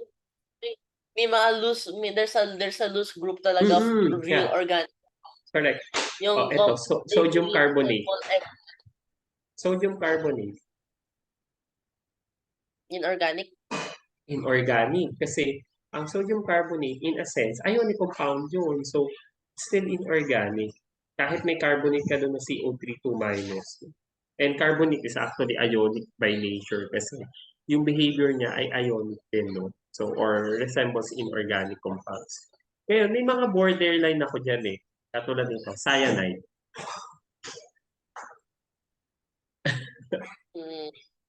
Diba? HCl, ano to? Ang HCl. CN is inorganic. Kahit na ano pa, mga ferricyanide. Yeah, di ba? HCl is organic, inorganic, pati mga ferricyanide. Pero kapag in-attach mo yung cyanide, let's say methyl cyanide. Ayan. Tingnan mo, Organic na Josh. Ano to? Oo, organic to. Di ba? Kaya may mga boundary yan. sabihin mo, parang blurry po yung boundary na po na. Yeah. Po siya. Oo, lalo na Yung ngayon. na- Kasi pwede ka na actually, yung mga organic compounds mo, usong-uso ngayon yung nagre-react sila sa metals. Ang mga metals mo ginagawang catalyst. Yun yung nasa ano ngayon. Kaya nga, lumalawak yung organic chemistry. Kaya tignan mo yung mga winners din ng mga Nobel Prize, Josh. Laging may organic compounds yung nire-react, organic compounds, pero may inorganic na ginagamit. They are now merging these two different branches of chemistry. No? They're fusing our understanding for these inorganic metals, and we'll use them so that we can create more organic compounds. Ganun yung nangyayari. Polymerization, yung mga polymers, organic din sila. Pero kapag ginagawa mo sila, Joe, you need to have an inorganic compound there. Usually, ang catalyst mo ay mga metallo-organic o kaya inorganic complexes. You'll see that sa mga ano natin. Okay? So, ang susunod game na kasi, parang concept, Josh. Ano lang to ha? Concept sa naming natin ha? So, pag CC and CH bonds, yan yung usual na parang by definition, organic sila. Pero, however, Joshua, there are functional groups containing atoms other than carbon and hydrogen. So, tingin mo, sino yung mga atoms na yun? Ang usual natin, oxygen, nitrogen, and then the halides. However, it's not limited dito sa tatlong to, oxygen, nitrogen, and halide. You can also have sulfur and phosphorus. No? Anong tawag ngayon sa mga organic compounds na ganyan? Ang tawag ng Josh ay heteroatoms. Okay? So, please take note ha, heteroatoms sila. Okay? They're heteroatoms na. So, ang susunod naman, you also have 5 bonds that can occur no, sa CC and even CO bonds. So, ano ngayon sila? May multiple bonds ka ngayon dito. Multiple bonds. So, we have another term for this. Later you'll see. Kapag purely carbon lang and hydrogen, may term tayo for compounds containing multiple bonds. So ngayon, ano pa ba yung mga other factors or notes to consider for functional groups? So, bakit ba sila mahalaga? So, functional groups distinguish one organic molecule from another, or ganito siya, if your organic molecule, Josh, is really, really, really large, you just need to identify the different functional groups so that you can determine its reactive site. Can you give me a very large organic molecule, Josh? Sige nga. Can you give me a very large organic molecule?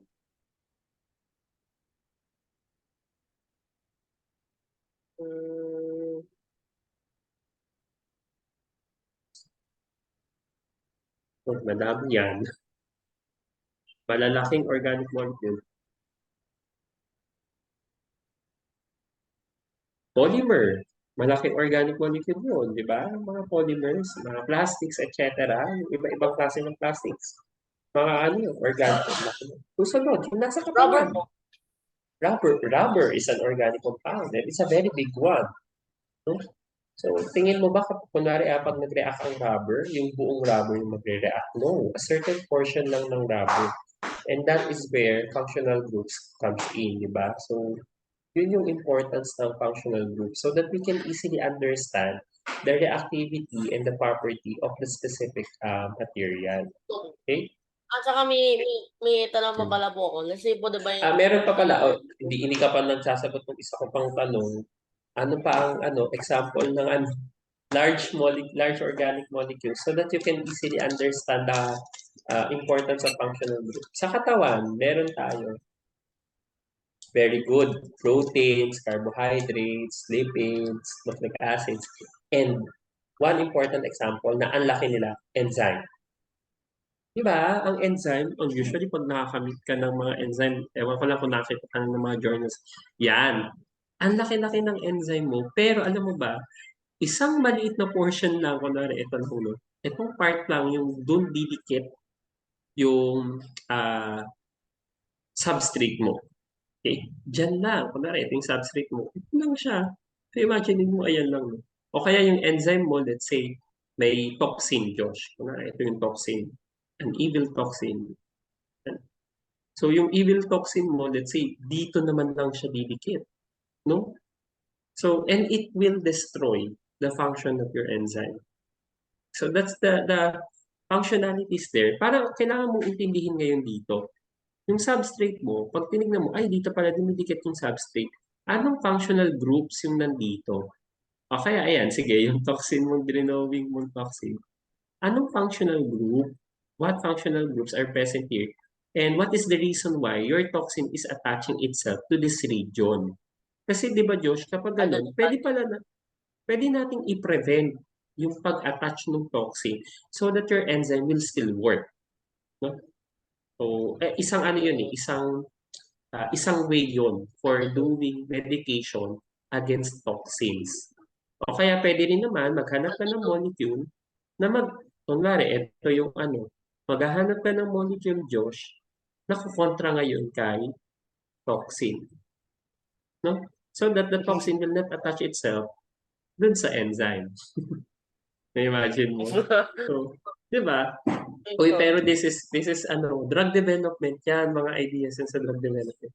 Hindi natin topic yan. Next time yan. po. Next time yan, mga drug development. Ganyan yan, no? Isang mechanism yan for developing drugs. So anyway, another important thing for functional groups kasi it also dictates somehow its geometry. Lalo na kung maliit lang naman yung molecule mo and then there's one functional group there, it will dictate your geometry. The physical properties will be thoroughly changed as well, and its reactivity will be changed as well. So, yan yung mga importance ng functional group. Ang pinakamahalaga dito, Josh, ito, reactivity. Kasi sa ngayon, no, kasi beginner ka sa organic chemistry eh.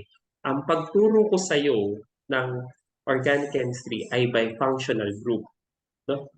Pero baka pag transfer na kita sa isang teacher, baka simulan niya, ituturo niya na kagad, reaction.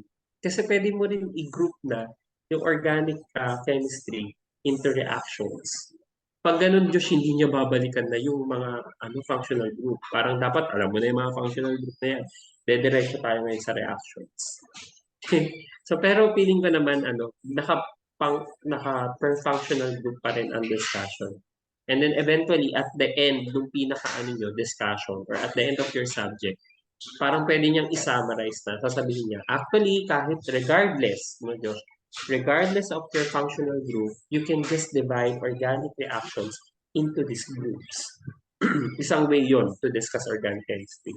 Anyway, yun, very seldom siyang ginagamit ng mga organic chemistry teachers. Usually, functional group pa rin ang pagturo, no? So, usually ang per reaction, Josh, yung turo, siya, sa grad school mo na siya mamimit. Kasi sa grad school, ina-assume na yung mga estudyante doon, alam na nila yung functionality. So therefore, pwede na siyang dumiretso sa reactions. So, ayan. Naku po, ayan naman siya. So, let's see. Okay, let's start with the additional pa ng mga heteroatoms. Ayan. So heteroatoms and pi bonds confer reactivity on a particular molecule. So that's the reason why it's very important for you to easily identify heteroatoms and multiple bonds. Kasi si multiple bonds, may pi bonds sila. And pi bonds are really reactive kasi electron rich yan. No? So, usually, heteroatoms have lone pairs and create electron-deficient sites of carbon. So, let's understand this thing. So, si oxygen mo, ito yung heteroatom mo. Ayan, this is your heteroatom. Si oxygen mo kasi ay electronegative light, so this is partially negative, and this will make your carbon partially positive. So, the lone pairs, seated on your own. So, sitting in your oxygen, it makes this one unoccupied. However, yung carbon mo this time, nagiging electron deficient siya. So this can be an electrophile. Electrophile naman siya. Okay. So, next. So, ano naman after ng heteroatoms, we also have multiple bonds. So, paano naman kapag mga pi bonds? So, a pi bond makes a molecule a base, no? Kasi nga, electron-rich ang mga pi bonds mo, no? So, the pi bond is easily broken. O, pi bond yan, ha? Not the sigma pi. So, the pi bond makes a compound, a base, and a nucleophile. So, this one can be easily broken during chemical reactions, and this one can be a good source ng electrons. Okay? So, iniisa-isa natin, no? Actually, na-repeat ko na nga lang kung sa pi bonds, eh. So, ito, dito yung mahalaga, Josh. Kapag meron kang carbon at then heteroatom, usually dalawa ang site mo. Yung heteroatom being a nucleophile or a base, at saka yung carbon mo na electron deficient usually.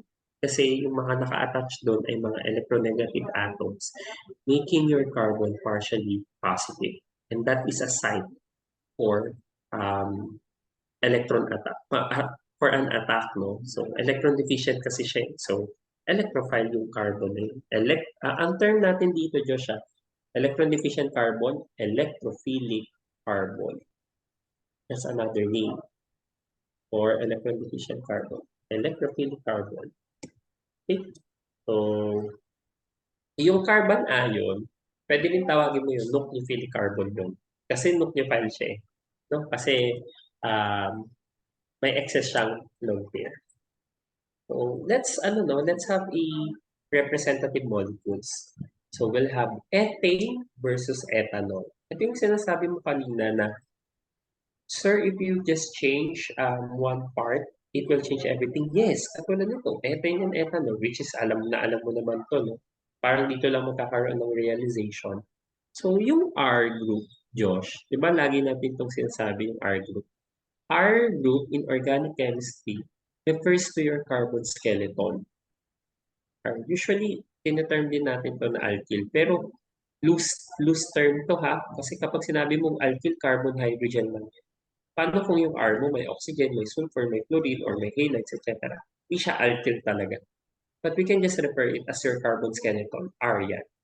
And then this R is bonded to a functional group. So this functional group is very particular or a distinct one. So let's say, let's have ethane. So ang ethane ba ay may functional group? Yes or no, Josh? Try to see its Lewis structure. May functional group ka ba?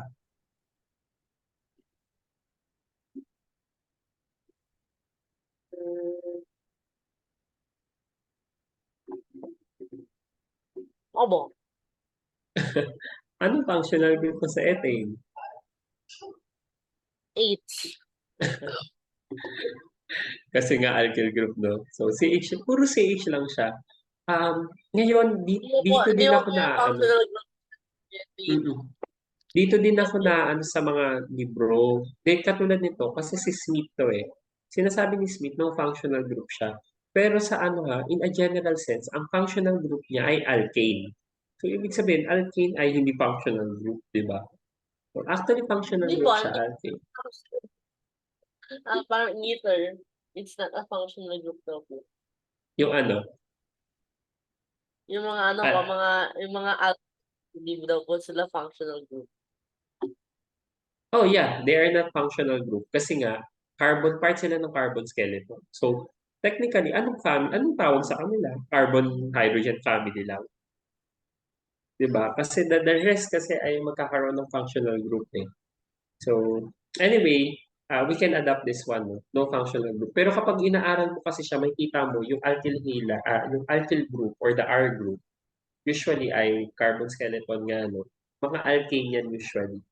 And may property naman siya. Di ba may property yan? So, tingnan mo to. Kung kunwari, ito yung gagawin mong functional group. Yung methyl ay may property yan. Being an alkyl, let's say hydrophobic yan. Kasi carbon hydrogen lang.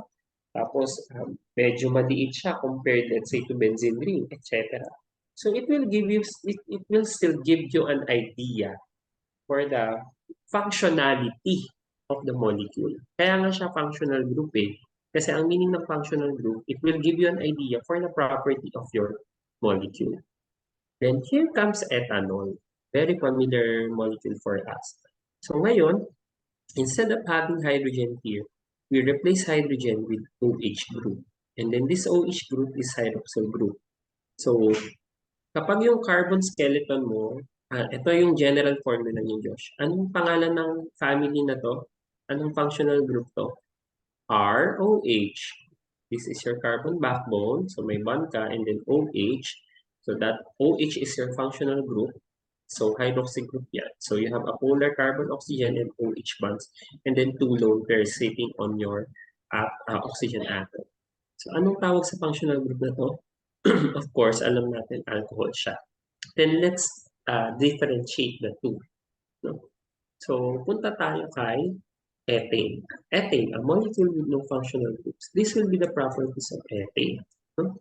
So ang ethane mo, it only contains the CC bonds and CH sigma bonds. They are all sigma bonds pa kasi lahat single bonds eh, no?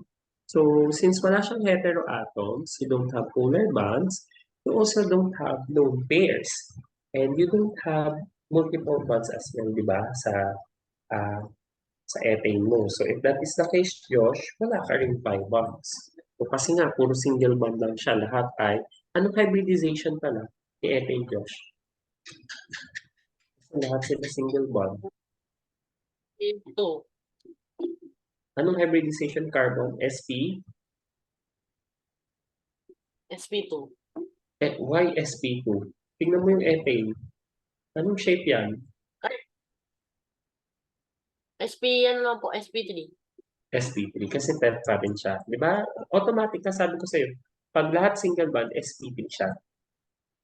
So therefore, since ethane has no reactive sites or functional groups, ethane and molecule-like, no, na ethane, example, alkenes, they are very unreactive. Kasi nga walang pwedeng mag-react na part sa kanila. So therefore, unreactive ang mga alkenes mo. Can you give me another alkane aside from ethane? A homologous and homologous series. Aside from ethane, Josh, what are your other alkenes na alam mo? Ethane, what I know po is, Yung one, ano po yun, methane. Oh, methane. Pag tatlo, yung alam ko po is, maximum tawag mo doon. Ano pa? Penta, ano po, pentane. Oh. Ay, oh, ang dami. Pentadecahexane. O ano yung pentadecahexane? Meron ba niyan? obo. O ano yan? Ilang carbon yan?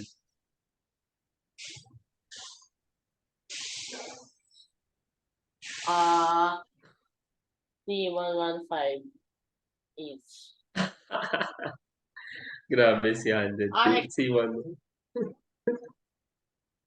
Grabe hexane. naman yun. Napakadami. Hexane. Tsaka si, Okay. ano, si, si, Sige, tama. Alkane si, yan. O, tignan mo. Ito yung susunod kong tanong, Josh. What can you say about their property? Kamukha niya ba si ethane din? No, na contain. Oh, tama yan. Contain means ano yung tense yata yun. So, pag nona, 9. So, nona contain. So, 90. Eh, may 9 ka pa. Nona contain. Seat 99. Tama yan. Okay? So, regardless, parang ganito yan, Josh. Regardless of the number of carbon atoms, since you're only seeing C and hydrogen bonds, they will still resemble the property of ethane. So, di ba? Ito nga yung pinupunto ko sa iyo, Josh. Eh. So, ibig sabihin yung alkane, may property pa rin siya. So, iniisip ko nga din, functional group din siya. Parang siya ang pinaka-basic functional group mo. Nasa pinakababa siya. Pero, may mga books nga nagsasabi, ano lang siya? Siya yung basis mo, no? So, it will just form your carbon skeleton. So, carbon hydrogen lang kasi siya. So, carbon skeleton natin siya. However, ito ngayon yung mangyayari kapag nagkaroon ka ng alcohol group kay ethane. So, ethanol will be formed, no? So, your ethanol now has an OH group called the hydroxy group attached to its backbone. Okay? Compounds containing an OH group, they are called alcohols this time. No? And then the hydroxy group makes the properties of ethanol very different from properties of ethane. So, imaginein mo, Josh, ang difference ng nila ay OH. Where are you, Josh? Nawala ka yata. Ayan. OH lang ang difference nila ng ethane at ethanol. Pero, it will give you a very big difference between the two. Since your ethanol now has lone pairs and polar bonds, ethanol is reactive compared to your ethane. Okay? So, ngayon, parang ito yung punto dyan. So, other molecules with OH group will behave similarly with ethanol. No? Parang ang ginagawa natin, parang ganito siya, Josh. Isipin mo yung nagfa-family tayo sa periodic table, like carbon family, oxygen family, halogen, same din dito. Kasi distinct yung functionality mo. So, parang ang ano dito, Josh, lahat ng may OH na molecule, they will behave like ethanol as well. So, whatever reactions na ng ethanol, it can be done as well by other um, alcohol groups, no? So, yan ngayon yung mangyayari. Okay? So, anyway, punta tayo ngayon sa mga functionalities, Josh. So, okay, Josh, are you still there? obo. Okay, good. So, Ano po ayan eh. na. Ano? Okay, so we'll now have the hydrocarbons. So, hydrocarbons, So hydrocarbons are compounds made up of only the elements carbon and hydrogen. Tapos may dalawang group ang hydrocarbons mo. So kaya nga siya hydrocarbons. Kasi nga hydrogen and carbon only. Okay? So hydrocarbons are compounds made up of only elements carbon and hydrogen. So ngayon, ilang functionalities yung nandito. No? So actually, ito nga alkane, walang functional group. Okay? So pero you have 4 types of compounds here. So the 4 types of compounds are alkane, that's the first one. Ayan. Ito yung single alkane, then lahat single bond. Kapag may double bond, na-introduce ko na to sa'yo, alkene. Kapag may triple bond, alkyne. Ngayon, these three types of compounds, if you will notice here, you don't have a ring. Di ba? Parang, actually, pwede mag-ring din naman si alkene and alkyne. Pero wala silang distinct ring na 6-hexa, 6-membered ring na may 3 triple bonds, 3 double bonds, wala. So, they can have this. They can also form ring, ha? Don't get me wrong, Josh. Ang alkane and alkene and alkyne, they can also form rings. However, hindi siya distinct like the benzene ring. So, we can group the 3 compounds, alkane, alkene, and alkyne as aliphatic hydrocarbons. But if you will now form this benzene ring and then the derivatives, the benzene ring. When you say derivatives si benzene ring, lagi kang may benzene ring lang. Then you can attach any other carbon skeleton or any other functional groups. You now have a phenyl group as your functionality. So therefore, you now have an aromatic compound. So let's start with the aliphatic. So when you say aliphatic hydrocarbons, you have 3 subgroups here. So sabi ko nga, pag alkanes, you only have C, single bond C, sigma bonds, and no functional group. Question, Josh, what is the hybridization for alkanes? Anong hybridization ng carbon? Josh, what is the hybridization? Lahat single bonds eh. sp3. And then what's the shape ng alkanes? Yung mga carbon mo, ano ang kinukuha nilang shape? Tetrahedral. Very good. Ano ang ano nila? Bond angle. Band angle po 109.5. O, di ba? So, may pattern ka na kagad. Ang susunod natin ay alkenes. They have now a CC double bond. So, question, Josh. Anong types ng bonds ang meron yung alkene? Double. Double. O, double nga. Anong type ng bonds? I'm asking sp2 for po. the type. 5 bonds and sigma bonds. Okay, good. Isang pi, isang sigma. Okay, sp2 ngayon. Anong shape? Pag alkene? Shape. Trigonal planar. Very good. Anong bond angle? Ulit-ulit ko yan para familiar ka. Bond angle, Josh. 120 degrees po. Very good. Then, finally, we'll have alkyne. Triple bond. What type of bonds are present sa triple bond?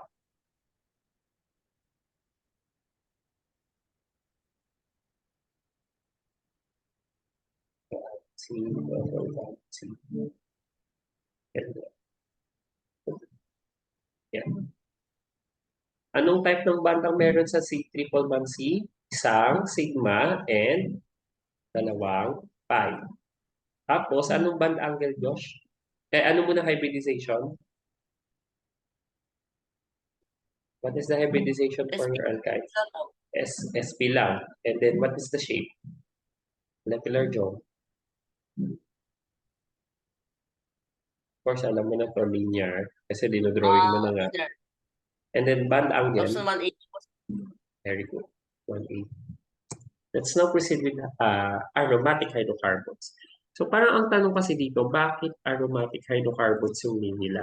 So, aromatic hydrocarbons are so named because many of the earliest known aromatic compounds, kasi by discovery ito, marami kasing aromatic compounds na na-discover nung una ay may aroma. Pero hindi na lahat ngayon ha. So please take note, Josh. Not all aromatic compounds will have aroma or scent, no? So, but in the early days of organic chemistry, may aroma kasi yung aromatic compounds. So they had strong characteristic odors. That's the reason why aromatic compounds or aromatic hydrocarbons, specifically kung CH lang ang pangalan niya. So the simplest aromatic hydrocarbon is benzene. So benzene in nature is really really usual. So it's really common. So this is the structure of benzene. Actually, alam na natin yung story nung structure ng benzene, babalikan natin yan kapag nasa aromatic hydrocarbons tayo or aromatic compounds in a general sense. So the six-membered ring and 3 pi bonds of benzene comprise a single functional group. So isang functional group ito. So aromatic o kaya phenyl group. Phenyl ring. So this is a phenyl ring. So let's say, tingnan mo ito, mahina ito eh. Ang pangalan nito ay phenyl cyclohexane. Pwede rin itong Josh, cyclohexylbenzene. Parang pili ko dapat mas tama. Cyclohexylbenzene. Ang parent name mo ay si benzene, no? Instead of cyclohexane. Pero madali din kasi isulat phenyl cyclohexane. So, ang phenylbenzene magiging ganito na siya. Diba? Yan, phenylbenzene. Kaso lang, biphenyl na. Correct. Ang galing. Biphenyl. Susulat mo pa lang. Alam ko na. So, yan ngayon yung magiging name. Next, we're done with the carbon-hydrogen compounds. Ano nga ulit tawag sa kanila? Carbon-hydrogen organic compounds? Hydrocarbons. And then it will have 2 families, aliphatic, consisting of alkenes, alkynes, and then the aromatic hydrocarbons consisting of benzene and its derivatives. And then we'll now have the heteroatoms. So when you say heteroatoms, usually you'll see this notation, CZ. No? So, sir, ano tong Z? Z refers to your variability of your atom. No? So usually electronegative yung mga yan. Then meron kang sigma bond dito. So this is just a sigma bond. So you have several types of functional groups containing the CZ sigma bonds. And usually these Z atoms are electronegative in nature. So therefore, they create a polar bond, making your carbon electrodeficient. So let's say, ayan, si Z dito ay electronegative. Since electronegative atom siya, it will attract electrons toward itself, so creating this dipole, then you'll have a partial negative charge here. Since partial negative ito, Josh, ano mangyayari kay carbon mo? Partially positive ngayon siya. So, Josh, I have a question. Sino ang electrophile and nucleophile dyan? Sino ang electrophile? Si carbon or si Z? Which one is your electrophile? Si? Si Sino? carbon pala. Okay, zinc good. yung magkano. Ito ang electrophile mo, ito ang nucleophile mo. Very good. So, tatandaan mo lang, pag nucleophile base yan usually. So, may lone pair siya. So, these are the different heteroatoms, no? With CZ sigma bonds. Thus, the first one, iisa-isahin natin pa. The first one is alkyl halide. So, imagine mo, Josh, lahat ng discussion natin ay ito, iisa-isahin yan. So, alkyl halides are X. So, it's just a carbon skeleton with halide. Kaya siya alkyl halide. So, ang functionality mo ay yung halide itself, the halo group or the halo group mo. So, example ay methyl bromide. The second one ay alcohol. Siyempre, alam mo na to, ROH. Example natin, methanol. So, the functional group here will be hydroxy group. Then, the next one is ether. Namimit mo na to, no? Pag ether, tingnan mo to, Josh. Diba ang water ganito? HOH. Diba? Tapos palitan mo yung H ng R. Palitan mo yung H ng R. You form what? Yung isang H lang. Replace one H with R. You form alcohol. Kaya we can say, no, alcohol. Meron pa pong mga Are there like mga special, yung parang hindi po sila, they're general groups. Kumbaga, oo nga po, di ba? Big Brother, tapos Big Soul. Is there Yeah, like a correct. general card, ano Yeah. po, cultural? Makakakita ka nga ng pattern. So, we can say alcohol and ether, they are quite derivative ni water. Kaya may ilang properties sila, nakukuha nila yung property ni water. Ilan ha? Hindi lahat kasi water is a different compound. Tapos, kapag dalawang hydrogen na yung pinalitan mo, ginawa mo carbon skeleton, here comes ether. Madali mo natatandaan, ether. So, ether is just may dalawang hydrogen atoms ka, ni-replace mo ng dalawang R groups no, or carbon skeleton. You now have ROR. Example natin ay dimethyl ether. So, an alkoxy group is your functional group. Ito yan. Okay? So, ito kasi OH eh. Ito OR. So, next. Tingnan mo to, Josh. Check. Yan. Sino nga ulit to? This is ammonia. Diba? Ang ammonia, pag pinalitan mo lang yung isang H ng R, amin na siya. Ngayon, susundan na at aanuhin na kita, Josh, ha? Bibigyan na kita ng example dito. Pag isang H lang ang napalitan ng R, anong tawag mo ngayon, Josh, dito? Ang tawag dyan ay primary amine. So, primary amine. Kasi isang H lang ang pinalitan mo from ammonia. So, RNH2 yan. Let's say, dalawang hydrogen na ngayon ang napalitan mo, then ginawa mo carbon skeleton. So, by the way, sa example ng primary amine, Josh, ito, methylamine. So, you now have an amino group here. However, let's say if you want to change the two hydrogen atoms into two carbon skeleton, you'll now have R2NH. So, isa na lang yung hydrogen mo. So, pwedeng ganito. Yung, yan. Anong tawag ngayon dito, Josh? This is a secondary amine. Secondary amine siya. So, basta para mabilis mo siya maalala, Josh, pinapalitan lang natin yung hydrogen galing sa ammonia. Kasi ang amine ay derivative ni ammonia. No? So, pag isang H lang, primary amine. Pag dalawa, secondary amine. So, example nito ay dimethylamine. So, paano kapag tatlo na? So, nagawa na natin to dati. This is trimethylamine. This is a tertiary amine. Okay? Those are your amines. It's still CZ bonds, no? Kasi wala kang carbonyl group dyan. Amine niya, Joshua, amine is very different from amides. So, very, very different siya sa amides. And then, tignan natin to, Josh. Si alcohol mo, ano yung central atom mo dito sa functionalities? Oxygen. Diba? Anong atom ang nasa ilalim ng oxygen, Josh? Sa periodic table. Kasi binibigyan kita ng idea or ng patterns so that you can easily memorize them. Yes, Josh, anong atom yung nasa ilalim ni oxygen sa periodic table? Alcohol, Isosulfur. ROH.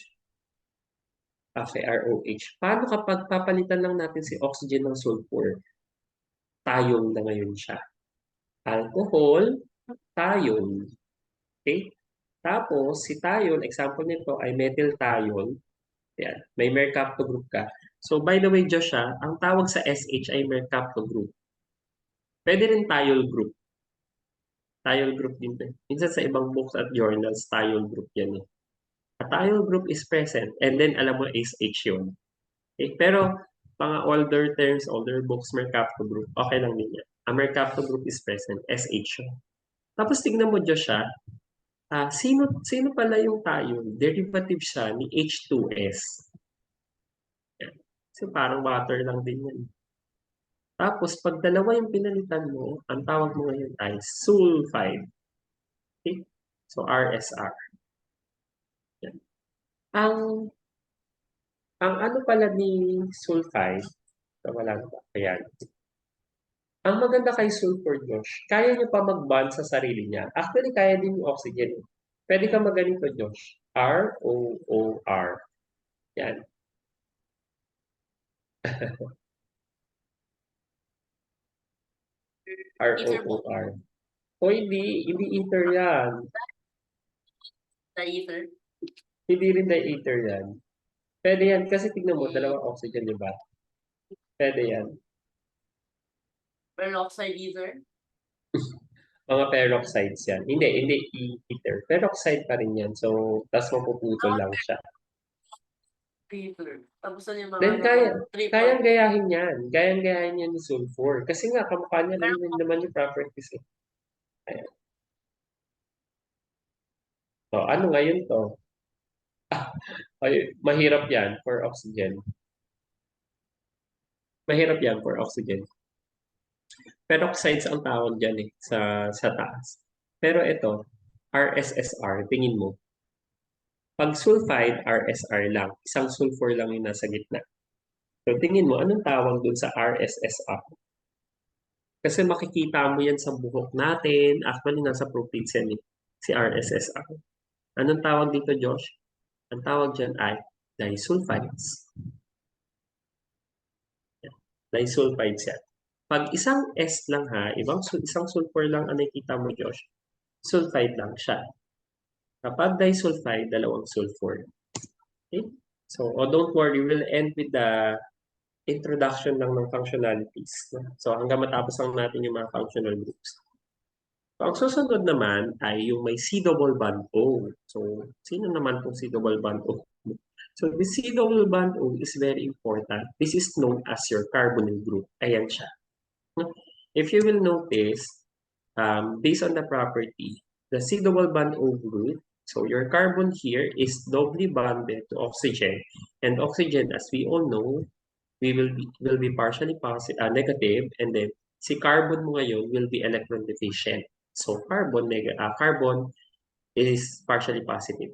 So electron deficient siya, electrophile siya ngayon. And if you will notice, yung oxygen mo dito ay may lone pair din. So nucleophile siya. However, meron ka pang multiple bond. So easily broken pi bond. So tignan mo ha, tatlo ang reactive site mo sa carbonyl group.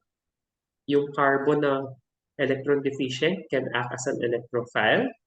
Then you also have, wait lang dyan siya, mukhang manalobat ako. Saglit lang. Yung carbon mo na electron deficient, it will act as an electrophile. Yung double bond mo na electron rich din naman, it can act as a nucleophile. And then oxygen atom contains your lone pairs. It can also act as nucleophile. Opo. Kung hindi naman po siya carbon, cyanide. Hindi po siya cyanide. Hindi, iba pa yun. Iba pa yun. Sulfur thiocarbonyl? Thiocarbonyl. Yes, meron siyang thiocarbonyl. Okay? Kasi carbonyl group yun eh. Pag C double bond O. Thiocarbonyl. Meron din yun, yung C double bond S. Meron yan. Thiocarbonyl siya. So this will be your group. Hindi pala po thioketone. Ay, hindi. Thioketone kapag C double bond S lang. R, C double bond S, R. Pero yung general term mo sa C double bond S lang, pwede yun thiocarbonyl. C double bond S lang. Kasi tingnan mo, makikita mo to, ayan, ito. Ang simplest kasi sa carbonyl group mo ay si aldehyde. Kasi CHO lang siya. Usually terminal ito, Josh. Hindi siya usually. Lagi siyang terminal. Dulo yan. Eh, wala ka ng option dyan eh. Isa na lang kasi siya. So, ito ay ethanol.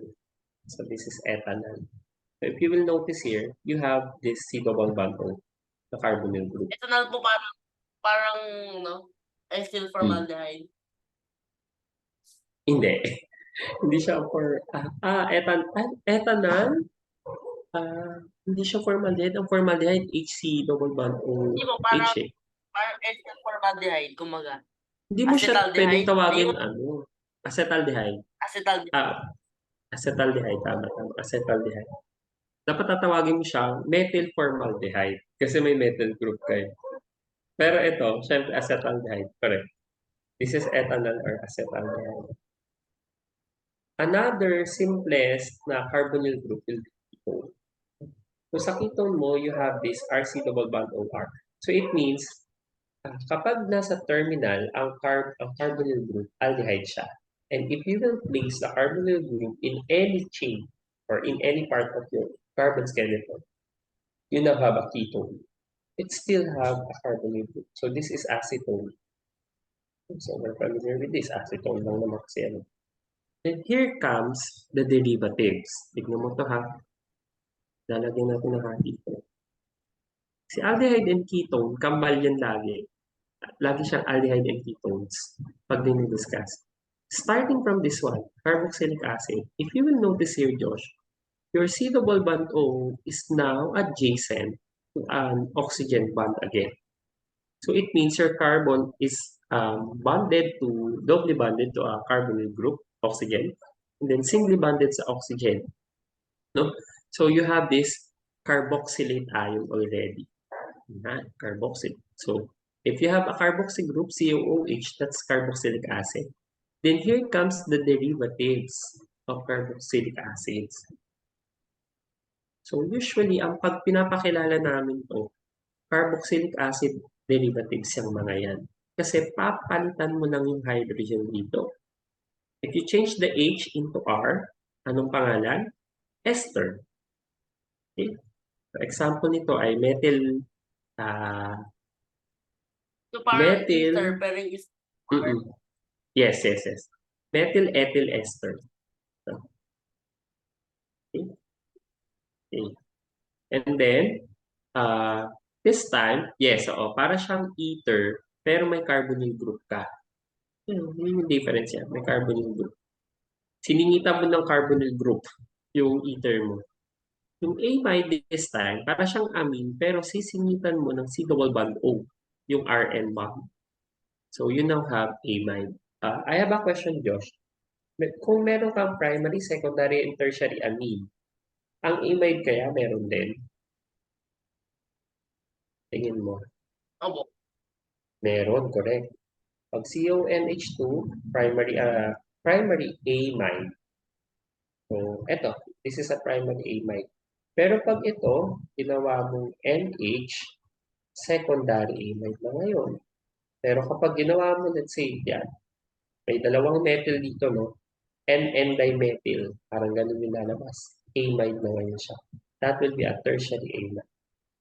Then finally, if you replace hydrogen from carboxylic acid into halides, let's say OH pala ang replace mo. Again if you replace this whole thing, the OH, the hydroxy group in carboxylic acid into halogen, you now have acid chloride. So that will be C double bond OCl. So acid chloride yun yan. I have a question, Josh. Tingin mo ba pwedeng palitan ko? So puro chlorine lang ba yan? Can we have bromine and iodine? Yes. Pero hindi sila ganun ka-useful kasi sa organic compounds. No? Pero meron yan. Acid halides ang tawag doon. So, acid bromide, acid iodide, etc. Mas kilala lang talaga si acid chloride kasi sa industry, sa chemical industry, mas malaki yung production niya kumpara sa other two. Okay? So, ayan. So, we'll end with this one. So, a functional group, nasabi ko na kasi ito kanina, no? A functional group determines all of the following properties of a molecule. Imagine mo all. So, it means the functionalities are very important because it will dictate what are the factors or what will be affected by the functionalities, bonding and chain, type and strength of intermolecular forces or IMF. Babalikan natin itong IMF tomorrow, no? So, physical properties ng molecule, then nomenclature and chemical reactivity. So far, for this chapter, Josh, we can understand these three, the first three.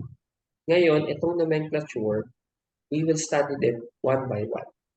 One functional group at a time. So, iisa-isahin natin yan. Magsisimula tayo kay alkane, tapos pupunta kay, I think, alkyl halide ang susunod. Then susunod si alkene, si alkyne. Then sunod-sunod na yun, alcohol, ether, aromatics. Yes? Meron ba pong mga super alkyne, mga may quadruple bond po, mga phosphorus, mga Wala. Wala kang super alkyne na carbon, quadruple bond carbon, wala. Pero meron kang mga ano na yan, mga additional groups, carbon double bond S, di ba? Meron kang carbon. Pwede kaya, sir, carbon double bond P? Yes, pwede din yun. Meron pa kang carbon triple bond P. Alam ko nga meron carbon quadruple bond P eh. Meron yun, Josh. Sa Wittig reaction, meron yun eh. Carbon, Wittig, intermediate. Yeah. Ayun. Oxaphosphatane. So, ang phosphorus mo ay hindi pala siya carbon double bond, phosphorus hindi. Yung phosphorus mo, 5 bonds siya. Tapos naka-bond siya sa organic compounds. Oxaphosphatane yung tawag mo. Anyway, mamimit mo yan sa Wittig reactions. So, ang Wittig ay aldehyde and ketone. Okay? So, yung nomenclature and chemical reactivity, we'll just study them sa per functional group. Pero yung the rest, dito natin yung sa chapter na to, iintindihin. Okay? So, ayan. We'll end up with this one, no? So, tignan muna natin. Let's say you have atenolol. So, atenolol and donepezil. So, each of these molecules have several functional groups, no? And these molecules would also have different types of reactivity. Kasi iba-iba yung functionalities niya. So, let's start with atenolol, no? Atenolol is a drug used to treat high blood pressure. So, yan. Usually, makikita mo itong atenolol sa mga HB drugs. Ito, amide ito, aromatic ring. Ito ang aromatic ring ay pwede rin, since may oxygen ka dito, then another carbon is ka nito, ether, an alcohol group, and then amine. Question, Josh, anong type ng amine yung present sa atenolol? What type of amine is present in atenolol? Primary, secondary, or tertiary? Titignan mo ngayon yung nitrogen. So, ilan na yung nawalang hydrogen sa kanya? So, Josh, what type of amine ang meron sa atenolol? ano po, NH, That is tapos what? may dalawang Anong type ng amine propyl, yan? No, primary, propylamine, secondary, or tertiary? 1, 2, 3, tertiary. No, hindi yan tertiary. You're not listening. Ilan yung napalitan, di ba, ang ammonia? Ilan ang napalitang hydrogen? Bibilangin mo lang. Yun yung clue. Dalawa. So, secondary amine. Ay yung amide mo. Ayan, ito. Yung amide mo, anong type to? Primary, secondary, or tertiary? Tignan mo yung Tertiary. nitrogen mo. Hindi, tignan mo yung nitrogen. Ilang hydrogen lang ang napalitan? Nitrogen. Kasi Tatlo. ammonia ang pinanggalingan niya. Hindi, ammonia ang total pinanggalingan niya. Ilang hydrogen In lang ang total, napalitan? Kasi from ammonia. NH3, ilang hydrogen ang nawala? Titignan mo lang. 1. Oh, yes, 1. So, this is a primary amide.